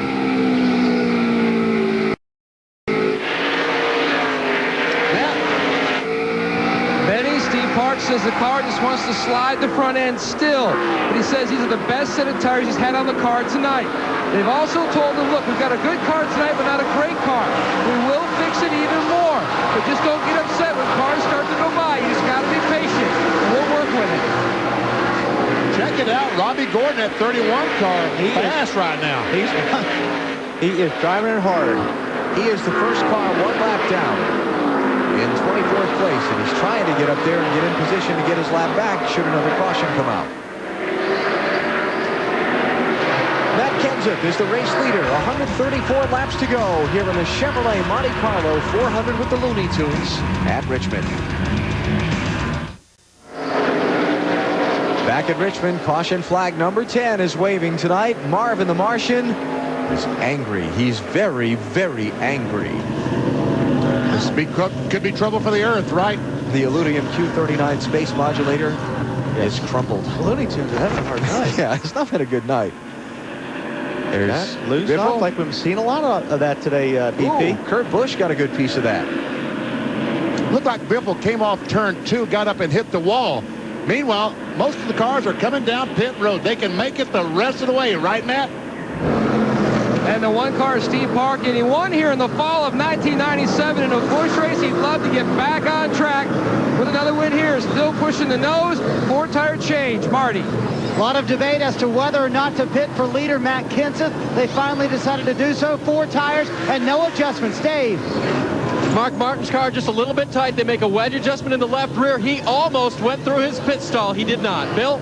Tony Stewart, just a little snug wedge adjustment, 4 tires and fuel on the edge of the fuel window. Looks like the 19 car got out first. 22 car did not pit. Only one of the lead lap cars to not stop was Ward Burton. And he was one of the few who pitted on the caution at 2:54. So 20 laps ago. So Ward stays out. He's going to take over the race lead. And we'll reset the race off of pit road for you in just a moment. 1:26 to go in Richmond tonight. Good, not good, as we look at the fortunes of the Coca-Cola racing family tonight here in Richmond. Tony Stewart, Steve Park, Ricky Rudd, Kevin Harvick having good nights. Not bad for Kyle Petty and Bill Elliott. But there's more. Not good. Let's see. Bobby Labonte was in the garage for a little while. Dale Jarrett, his time on pit road after getting bounced off the wall. Michael Waltrip, Jeff Burton out after crashes. We saw the 97 car get in the back of Greg Biffle off turn 2. Let's watch and ride on board with Kurt Busch. There we see the 55 car go up, and if he didn't hit the wall, he had to jump out of the throttle to avoid hitting the wall. Slowed in front of Kurt Busch. He had nowhere to go except in the back and rode over that left rear. Bill. Okay, the looniness continues down here on pit road. And the problem with the 26 car, that tire got loose from the 28. Rolled in front of Todd's car, and that's the tire that he hit. Belonged to the 28 team. I'll tell you what, that tire, Bill, rolled from pit road all the way around the middle of 1 and 2, didn't it? That tire wanted to go somewhere. It's looking... Green flag, green flag. They did retrieve the tire, folks. It's not still there. Back under green, Mike Skinner in the 4 car, tail end of the lead lap. 25 car, Joe Nemechek, tail end of the lead lap. Leader is 22, Ward Burton. Almost got the wall off the 2 there. Ward did not stop. On this caution flag, he had pitted 20 laps before at 2:54. 19 car, Jeremy Mayfield. Right side tires only on his pit stop. He had stopped 20 laps earlier. Took a little track position and just got the 2 tires. Where are those sparks coming from? Ward's car or Junior's car? Looks like the front valence of Junior's car. Yeah, it is. Junior is now the first car 1 lap down. The 8 car there, he's in 25th place. And now he's going to be the second car 1 lap down as Ward gets by Joe Nemechek. Ooh, Ward almost got the wall again off turn 2. That's twice.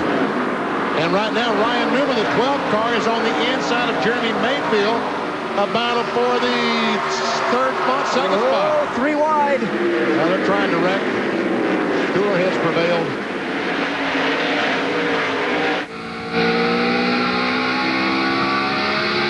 Folks, this is so exciting, but it's so doggone dangerous. Dave, he can't. Well, I'm with Tommy Baldwin right now, guys. Tommy, can you take credit for getting him up front? Or is this the kind of race that's just going to fall to somebody at some point? Yeah, I mean, it's really all hinging on the luck. You know, we got a caution and got a lap down before, then got it back in the tail end there, and our air pressure wasn't working anymore. The track seemed to get a little tighter rubber on it, and we went right to the back, come in, made a change. Everyone else had to pit, and here we are. How is it watching cars trying to get back on the lead lap when your guy's bleeding? Well, you know, it's tough this is NASCAR, and it's so competitive, but Cat Boys is doing good, and the car's running good right now. All right, they made no changes on their last pit stop, guys. The car is really good for Ward. Dave, the question I wanted to ask is, they can't make it the rest of the way. They do have to stop again, don't they, Dave? That is true, Benny. There were a couple of cars, including Dale Jarrett, who did top off just before we went back to green, but he'll have to stop one more time, the 22 car. And those other cars that did stop, as Bill Weber said on the 48 car, been on the edge of his fuel window. I think a lot of those guys were right on the edge of it. Hey, we're going to have at least one more caution. These guys are going to be coming in for tires. I mean, come on. We got over a quarter of the race still to go. And right now we have Ryan Newman, the 12 car, and the 17 of Matt Kenseth. The 17 car, wasn't he behind? He's behind a lap earlier. 2 flat tires for Matt Kenseth tonight. Yet, he's come back to contend for the win in this thing. Next week, Loud, New Hampshire, more of the same. Yeah. Beating and banging and tempers and frustrations. On a very slick racetrack. Does it look like 2 grooves MVP, or is it still a groove and a half? About a groove and a half, I think, right now. Maybe 3/4? Can I push it that far? Maybe a groove and 3/4. I'll give you that. Oh, Kenseth, what's he doing? He's slowing down? No, he's on the inside somewhere. I looked up and saw the 17, said, what's he doing on the inside? I see what he's doing, trying to pass Mike Skin in the 4 car. And does. So Mike's now back a lap down in that 4 car. He's in 24th place. And it is Dale Earnhardt Jr. working that leader over good to try and get back on the lead lap. A lot of guys got trapped a lap down with a caution at lap 208 just after green flag pit stops. Jr. was one of them. Now he's back on the tail end of the lead lap, needing a caution. Here comes Ryan Newman for the race lead.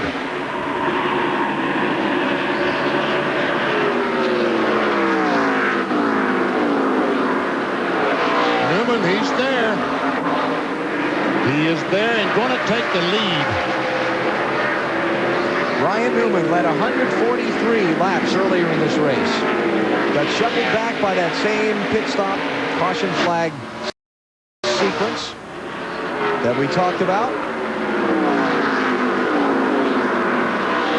A little slide job there. Here comes Kenseth.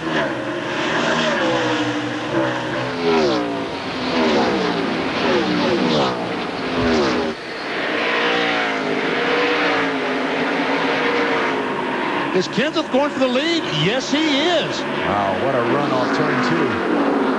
Man, that 17-to-1 car is fast. Second time tonight, Matt Kenseth is the race leader. Third to first in a couple of laps. Kenseth already this season has scored 3 victories. Texas, Rockingham, Michigan. Looking for number 4 tonight here in Richmond. Yeah, lead changes, cautions. Tonight we're on the good end of that equation so far. Matt Kenseth out in front, coming up on the 3/4 mark of the Chevy Monte Carlo 400. Number 1, no matter if you like it, take it, sit down and write it. I am number 1. Now let me ask you, man, what does it take to be number 1? 2 is not a winner, and 3 nobody. Back at Richmond, guess that is the 99 car back on the track. Jeff Burton, after the accident he was in, way back at lap number 10. Check our Napa Field summary. 11 leaders, 14 lead changes, but 10 caution flags. Big story of the race is who's out of it. Sterling Marlin, the championship leader, and second place man Jeff Gordon in points, both done for the day early. Huge opportunity for Mark Martin and Tony Stewart, Rusty Wallace, and some of these other guys to pick up a lot of points tonight. You know, this is just like in Bristol. All of a sudden we look up with 100 laps to go or so, and here Mike Wallace is in this Conseco Pontiac in 7th position. Play the pit strategy where the caution flags worked out well for them. They were one of the ones that were still on the track when a lot of those guys got trapped a lap down. Back at, what was that, 208? Got him up into the top 10 then, and he hasn't let it go. Yeah, he's still running good enough. That's the big thing. To hold that position. He got some very good race cars. Got Jeff Green, got Jimmy Johnson behind him.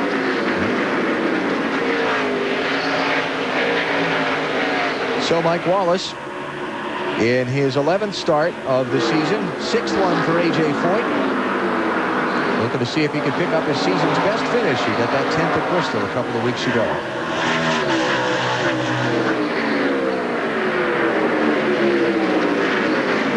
Skinner's not just pulling over for him. No, he isn't. Well, a little rub in there coming off turn 2.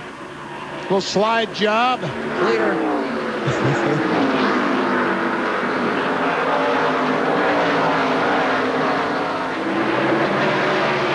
Yeah, great for Mike. I tell you, it's tough to get into a car mid-season and try and, you know, pick up the pieces with a team that's been struggling and looking to make a change and get things going. That's a tough job. Yeah, it really is.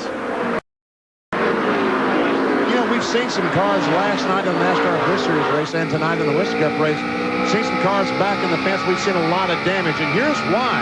Rusty Wallace going down in turn 1, 147 miles per hour. Last night, Derek Cope's car. He enters turn 1 at 140 miles per hour. By the time he got to the wall, he had to slow down 5 miles an hour. Yeah, he hit a ton. Now, you start talking about hitting a concrete wall at 130 miles per hour. It's going to be a big contact, a lot of damage. Rusty's got something not right here. He slid all over the place getting off of turn 2, and here comes Tony Stewart blowing right up to his back bumper. He didn't get off of turn 2 at all last time. Yeah, when we were riding on board, it looked like he slid right up through the middle of 1 and 2, which really hurt him getting off of 2. Tony Stewart made up a lot of ground there. Gives up 4th place there. So Stewart to 4th, Rusty back to 5th. But he is the farthest forward of any of those with a chance to win $1 million tonight. Matt Kenseth leading Ryan Newman by 5 car lengths. 90 laps to go tonight here in Richmond. Time for our Wrangler 5-star finishes. One of my favorites of all time. Richmond, February 1986. Dale Earnhardt, Darrell Waltrip, tangle, racing to 5 to go. Through all the carnage, Kyle Petty comes from 5th and gets to the caution flag first and gets his first NASCAR Winston Cup Series win. That was a 5-star finish. And for more on Wrangler 5-star finishes, log on to NASCAR.com. Remember that one, BP? Oh, yes, I remember that one well. Old Fairgrounds half mile before the track was remade into its present configuration in mid-'88. Matt Kenseth, the only driver in the NASCAR Winston Cup Series with top 10 finishes in every Winston Cup short track race this season. And he's out in front of Ryan Newman now by 7 car lengths with 81 laps to go. Let's go through the field and start with the leader. Here's Marty. And he's on his way to scoring a lot more points tonight, Alan. We joked with Matt earlier today. He said here in May, they got 3 laps down. He said he passed about 90 cars tonight. He only got 1 lap down, 2 cut right fronts. He's only passed about 60 cars tonight, running very well up in the lead. Ryan Newman behind him is just a little bit tight. The car is fast. It is not bad. Bill mentioned the talk earlier about Dodge. Ryan Newman and Rusty Wallace possibly going to Dodge next year. I talked to his car owner, Roger Penske. He said he is talking to other manufacturers, but does not expect a decision within the next 3 weeks. But he is talking to all of the manufacturers. Dave? Marty, the 22 team of Ward Burton did their homework overnight. They were talking about it on the radio today. They asked Ward if the car was still sliding the nose. He said no. We took care of that problem. He's having a great run. Bill? Tony Stewart's car is not good on restarts. The longer he goes, the better he gets. He just said he's snug in the center, free, off. Some of these guys are going to be able to make it on fuel. Don't be surprised, Marty. Jeremy Mayfield running in 5th, Bill, the 2-tire stop, holding up pretty well. Ray Abraham told me the goal right now for everyone on the track should be keeping up with the racetrack because it's getting tighter the longer the night goes, Bill. They made an air pressure adjustment in both the right side tires for Rusty Wallace. But right now, his car is just too tight. Not what he was hoping for here, Matt. Bill, Mike Wallace on pace for his best career Richmond finish. His best finish before was a 23rd back in 94 on their last stop on lap 273. No adjustments. The car was neutral. Mike Gilman said they may not have to pit again. Marty? Jeff Green's having a little bit of radio problems. His team cannot hear him under green. They can only hear him under yellow. That causes a problem because if we have green flag pit stops here at the end, they don't know what adjustments to make, but he's been loose all night long. Bill? Jimmy Johnson just told Chad Knaus the car's really not doing anything I want it to do right now. I'm just trying to find my line. Last time, a half-pound out of the right front, 1 round in the right rear because it was tight. Marty. Bill, in the last 2 runs, Kevin Harvick's car has come to life. Finished 2nd in this race last year. This car finished 4th at Bristol. He's a little bit loose, but the track's tightening up for him. Alan? 23 cars on the lead lap. Matt Kenseth still out in front. 6 car lengths on Ryan Newman now. And we have 74 laps to go in this one. Let's continue to go through the field. Bill? Well, Ricky Rudd is running the same times as the leader of the race. Although it's been very quiet on the radio, they have made air pressure adjustments for the next set of tires that they're going to put on this car. But if they have to come in under green, some guys aren't going to take tires. They're just going to do a splash if indeed they can't make it, Dave. Bill, when Mark Martin pitted on lap 274, he had complained that the car was a little bit loose. They made a wedge adjustment to cure that. Then Leslie did radio back to Mark. Save fuel. We might be a little shy. Bill? Good run for Todd Bodine tonight. Did run into that tire from the 2018. Seems to have recovered fairly well from that. The car was tight in the middle and off, but they didn't make any adjustments. It was just 4 tires and gas last time, Matt. Marty, Steve Park has faded all the way back to 14. He's settled in. Now he's running lap times, which mirrored the leader, Matt Kenseth. He hasn't said anything on the radio. His acting crew chief, Steve Neal, says, just hang in there. You're doing a great job tonight.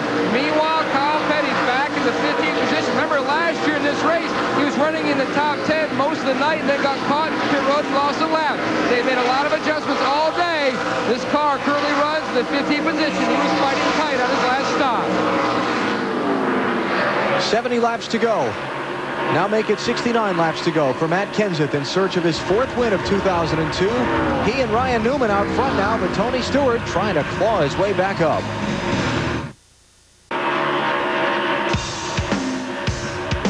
The Chevrolet Monte Carlo 400 with the Looney Tunes. Brought to you by Old Navy Rugbies. Now available for your whole bunch. By Pep Boys. Help for your car is just a Pep Boys away. Pep Boys, we're car people. And by Sprint PCS.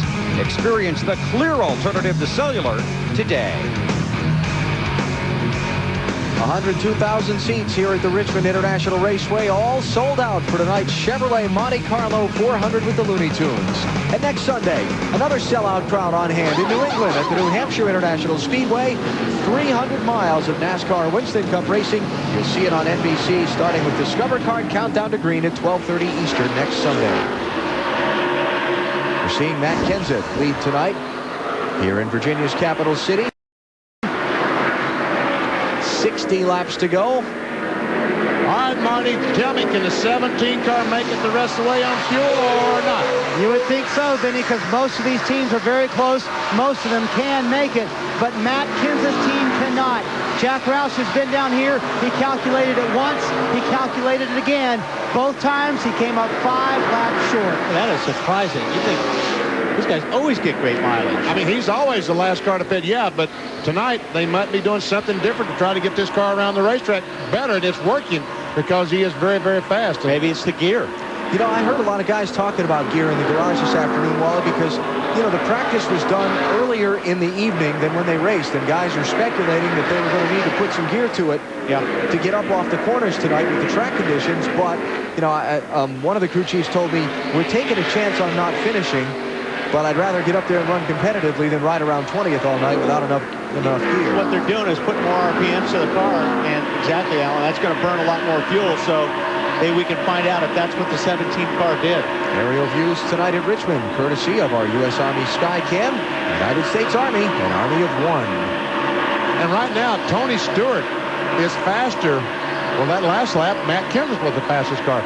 It really is very, but most laps, Tony Stewart has been faster than Matt Kenseth. The problem is Tony Stewart is almost 4 seconds behind. He's got a lot of ground to make up in just about 60 laps. And that last lap, you have to pass the car of Brett Bodine there, BP, so I think that's probably what cost him a little bit.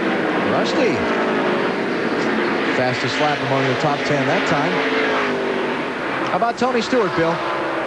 It's going to be very interesting, Alan. Mark Blomqvist has been figuring the fuel mileage since the last pit stop. He was using a computer to do it. I went up and asked him if he thought the 20 car could make it to the end. He basically said it depends on how gutsy Greg Zipadelli, the crew chief, feels. Then he said, yeah, I think we can make it. Well, I think you got to go for it if you're that close, right, Benny? I mean, you're going to go for it. You don't want to come down and take fuel and then go, oh, we could have made it. Yeah, exactly. Yeah.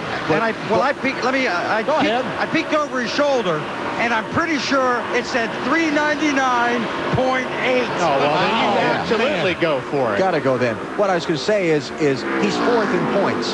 The top 2 in points in the garage early. maybe has, you know, big picture, maybe has to think a little conservatively? I don't think so. I think they're thinking about winning the race. I think they'd go for it. There you go. I go with you, Wally. Go for the win. All right. See how it plays out. Building some drama here toward the finish at Richmond around fuel.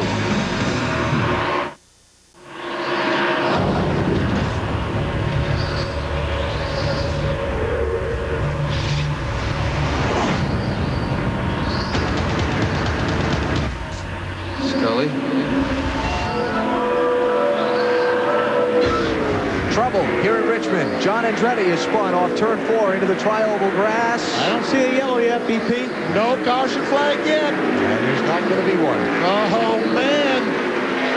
Ward Burton, the guys has got to make a pit stop. Desperately wanted a caution flag to do that. Yeah, because when they come in and make their pit stop now under green, they are going to lose a lap, maybe 2. There's your race leader, Matt Kenseth. He's opened up ground. He's doubled his lead on Ryan Newman. It was 0.8 of a second a little while ago. It's 1.9 now. But Tony Stewart, I said a moment ago he was 4 seconds behind. He's 3.5 seconds behind now. He is gaining a little bit on Matt Kenseth, but I don't think he's got time to catch him unless the 17 car has to stop for fuel. Check out what happened to John Andretti a second ago off turn 4. We kind of catch it in the middle of things. By himself again. Yep. A lot of guys are getting loose here. Right in front of the leader. And that's why he got such a jump on the 12 car. When he spun, the 12 car jumped on the brakes and allowed the 17 car to get in front of him by a larger distance. Yep. Story of the night tonight here at Richmond has been the race for the championship. Earlier in the event, lap number 9. Trouble in turn 3. Jeff Burton crashes, and behind it, Sterling Marlin and Jimmy Spencer tangle. Marlin, the point leader, with a heavy contact head-on into the outside wall. He's okay, very sore, but okay, no broken bones, but he will finish last in tonight's race. So that opens things up for Jeff Gordon, right? No! Lap 53, Gordon breaks a camshaft. Well, a belt, not a shaft, right? Timing chain belt. Timing chain belt. There you go. Sent him to the garage for 200-something laps, and he is going to wind up finishing either 39th or 40th in tonight's race. Jeff Burton is still out there, and if Jeff can run another 15 laps, Gordon will drop that one spot farther down. Unbelievable. So, 79 points between 5 drivers. So Gordon's going to gain points on Marlin tonight, but this thing is going to tighten down like you would not believe heading to New Hampshire next Sunday. And I talked about Tony Stewart. I've forgotten all about Rusty Wallace, Bill. Well, I'll just tell him that later, and there's a chance we could be telling him that in Victory Lane. Remember a little while ago, we said that car was too tight? Well, the adjustment they made on it made it a little tighter, but as Rusty goes along, that car is coming to him. As far as fuel mileage is concerned, crew chief Bill Wilburn said, we can make it. There are a lot of creative answers down here when you ask these guys about fuel mileage. He said Rusty can make it, and that might be $1 million bet. Rusty wanted the 5, racing for Winston's noble $5 million bonus tonight. You see 3 of them had tough luck. Jimmy Spencer, Sterling Marlin, Michael Waltrip all crashed out. But Rusty, he's got a sniff of it. Mark Martin's back in 15th right now.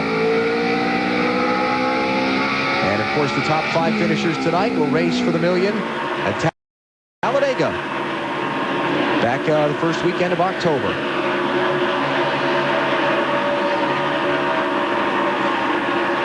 36 laps to go. Who's going to make it on fuel? Who's not going to? Will a caution come out and change this whole thing around? Let's take a commercial break here and come back and set things up for the finish. TNT presents Win the King. You can win a day with Richard Petty in your hometown. NASCAR.com is where you get more information. And tune in to Winston Cup Racing from Dover on September 22nd here on TNT for your chance to win.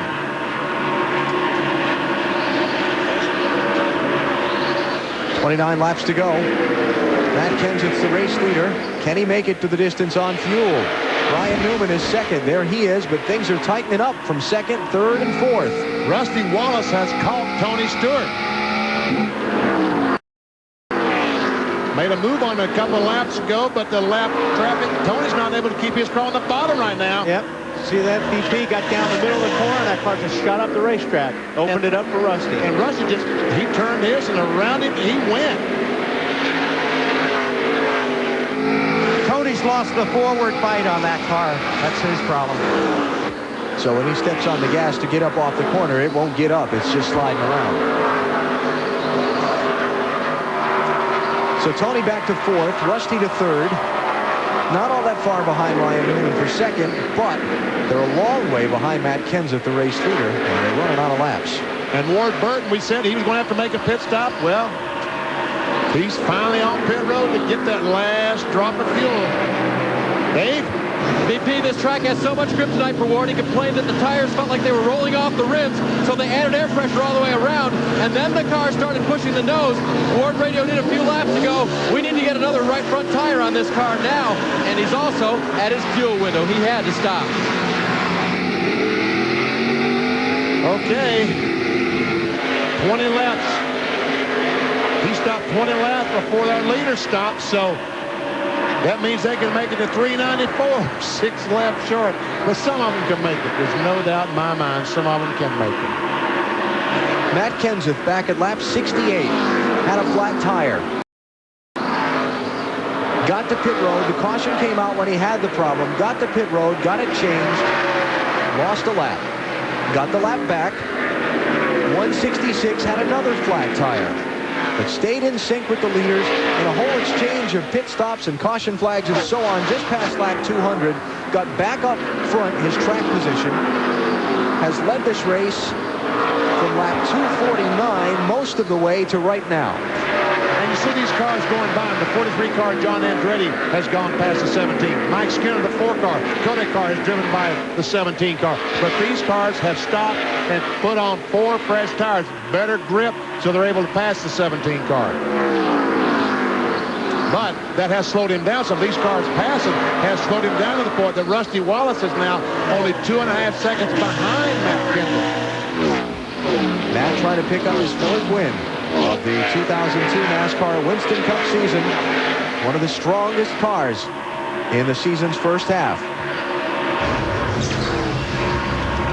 Checkered flags at Texas, Rockingham, and Michigan for Matt Kenseth.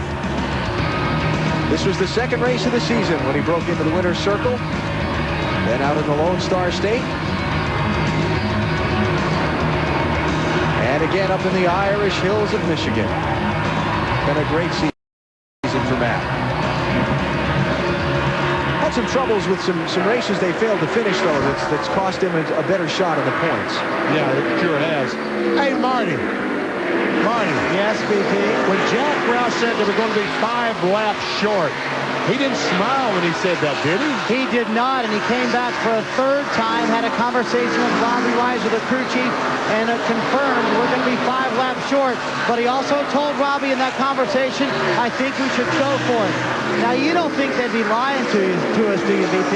Yeah, they just might be trying to make us say he can't make it, and the people about to be monitoring us and say, well, they can't make it. Yeah, back off. They can't make it. You'll pass them when they come in the pits. Yeah, exactly. Back off. Don't have to run him down. He can't make it. There you go. Laps since last pitted. Everybody's on equal terms now among the leaders. I'm thinking they can make it, BP. Little splash and dash for Jeremy Mayfield. Fuel only, and he heads back out. Jeremy was in 5th spot. Came in. Not anymore. And it's going to drop him way behind. Let's see, where'd Ward Burton end up? Ward ended up a lap down in 20th place after his pit stop. Ken Schrader, 18th place car. Last on the lead lap. No longer. First a lap down now.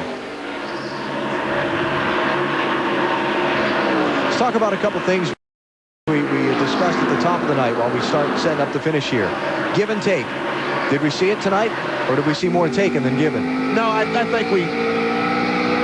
think we saw some situations where there was not give and take, but all in all, I was impressed with the job that the drivers did tonight.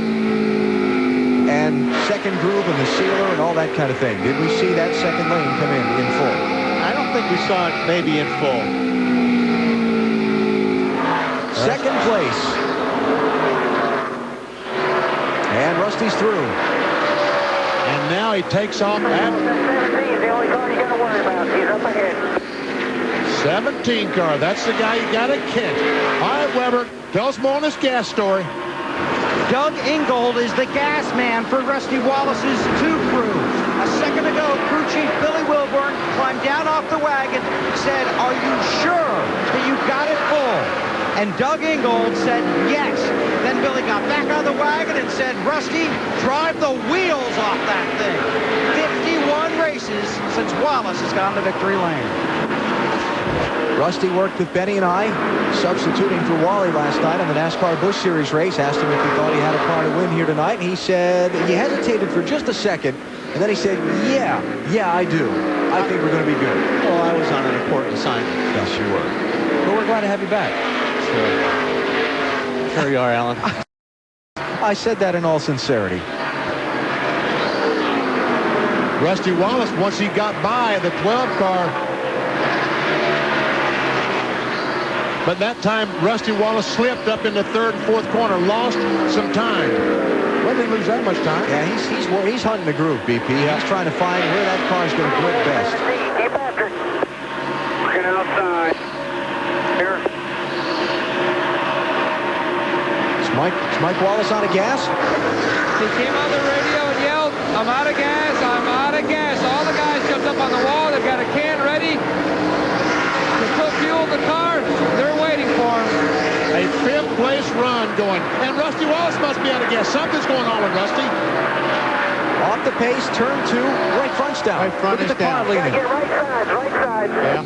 Rusty Wallace loses a right front. He was closing on Matt Kenseth. And he almost in exactly the same spot as in the spring when Ricky Rudd was going by when Rusty went up the racetrack and spun the leader out. Remember that? Oh, there's been a lot of right front tire problems tonight. Yeah, Rusty's one of them. He lost a right front earlier, remember? Yep.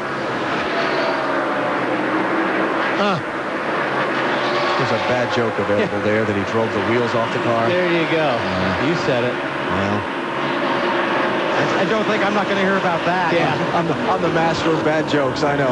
Literally. All right, so now Matt Kenseth is 4.5 seconds up on Ryan Newman.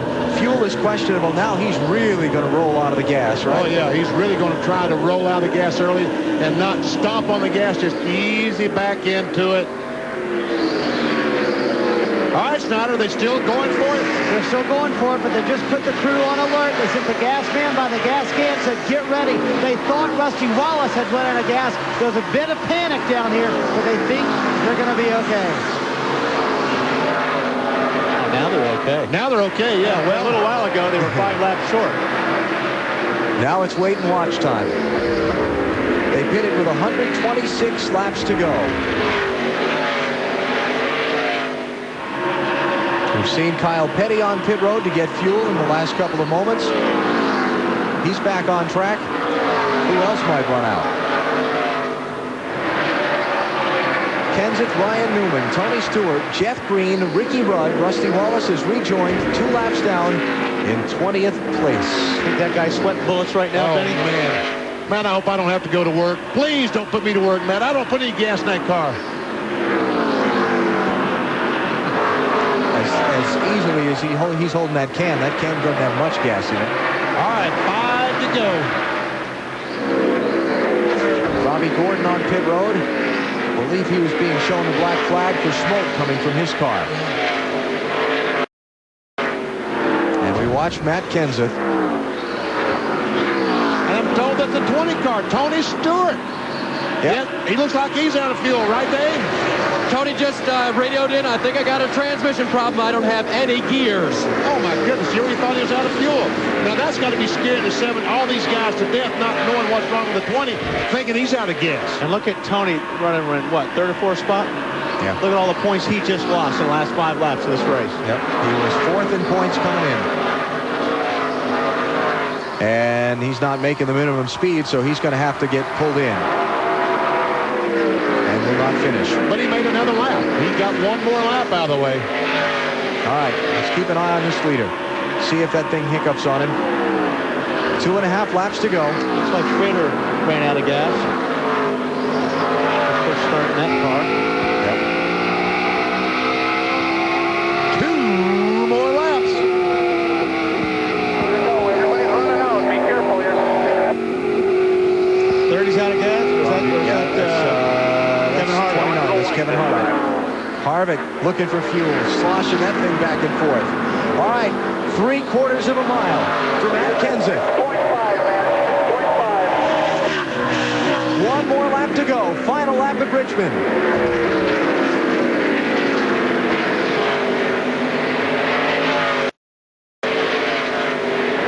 Katie's watching. They've got a vacation home up in their native Wisconsin. They like to go to get away from it all. If they go there tomorrow, they can celebrate win number 4 of 2002. Matt Kenseth has won the Chevrolet Monte Carlo 400 at Richmond. We knew he could make it, Benny.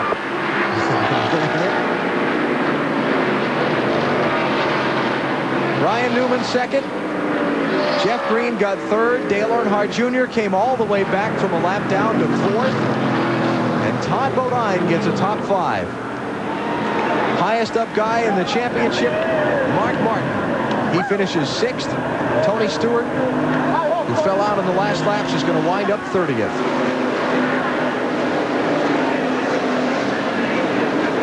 Short tracks have been pretty good to Kenseth this year, Marty. Robbie Reiser, I guess the statement, it made it. Well, we didn't probably deserve that tonight. I shouldn't say we. This race team deserves it. Matt Kenseth deserves it, but made some mistakes on the tires and probably could have cost ourselves a race car and a race driver. We should have never done that, but figured it out and got it working here by the end of the race and took a gamble on this field. And Matt did a heck of a job conserving the field at the end, and we had a good race car. And I'm really proud of this race team and everyone at Roush Racing. I appreciate everything. Were you really 5 laps short? Yeah, we were 5 laps short, and I told Matt about halfway through the run, and I think he was more worried about the tires than what he was about the field. So we're pretty fortunate here tonight. Brought it home for the 4th win of the season, Alan. Matt Kenseth with his first short track win in Winston Cup competition came back from 2 flat tires and a lap down to take the victory tonight.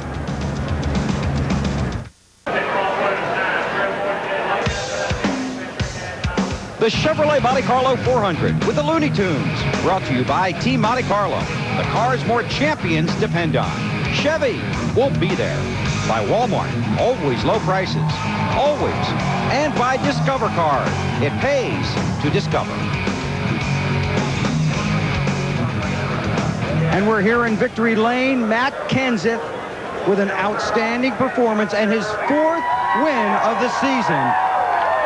He has 125 members of his fan club here. They have come from all across the country, and they saw what they came here to see. A win. Congratulations. Thanks. That was pretty fun.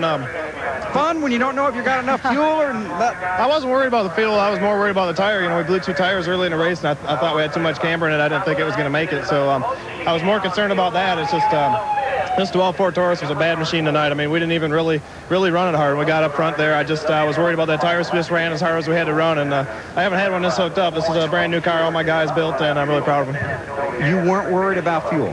I wasn't too worried about it. They told me I was 5 laps short, and they always are pretty conservative, so I figured I could save 5 laps. Being up front to try to stay the right front tire, I was trying to let off early and not get the brakes too hot, so I was letting off the gas real early. I was running the bottom the whole time, so I figured I was saving a little bit. That's 4 wins for you this season? Yeah, that's pretty awesome. That seems unbelievable. We got really good equipment this year at Jack, and everybody's been doing a great job. The motor shop's been doing a really good job of stepping up the program and giving us better motors at the big tracks and at the short tracks for power. So it's been a lot of fun to drive these machines this year. Congratulations. Matt Kenseth in Victory Lane. Dave? Ryan Newman second again. I think I set you up for this because I said you had 4 seconds at the beginning of the show. This was the 4th. Why couldn't you catch him at the end? I knew you made a mistake there. Yeah, you did. But, you know, just I guess reading the future was your deal today. Good run for the Alta Ford. You know, you can ask only a little bit better than second place, and we're asking for it, but we're happy with second. You know, it's satisfying, but yet it's disappointing in some respects. Good effort all day for the Alta Ford. Great pit stops. RP and all the guys were here, and good run, good in front of them. RP is Roger Penske. It's always good to do well in front of the boss. Alan?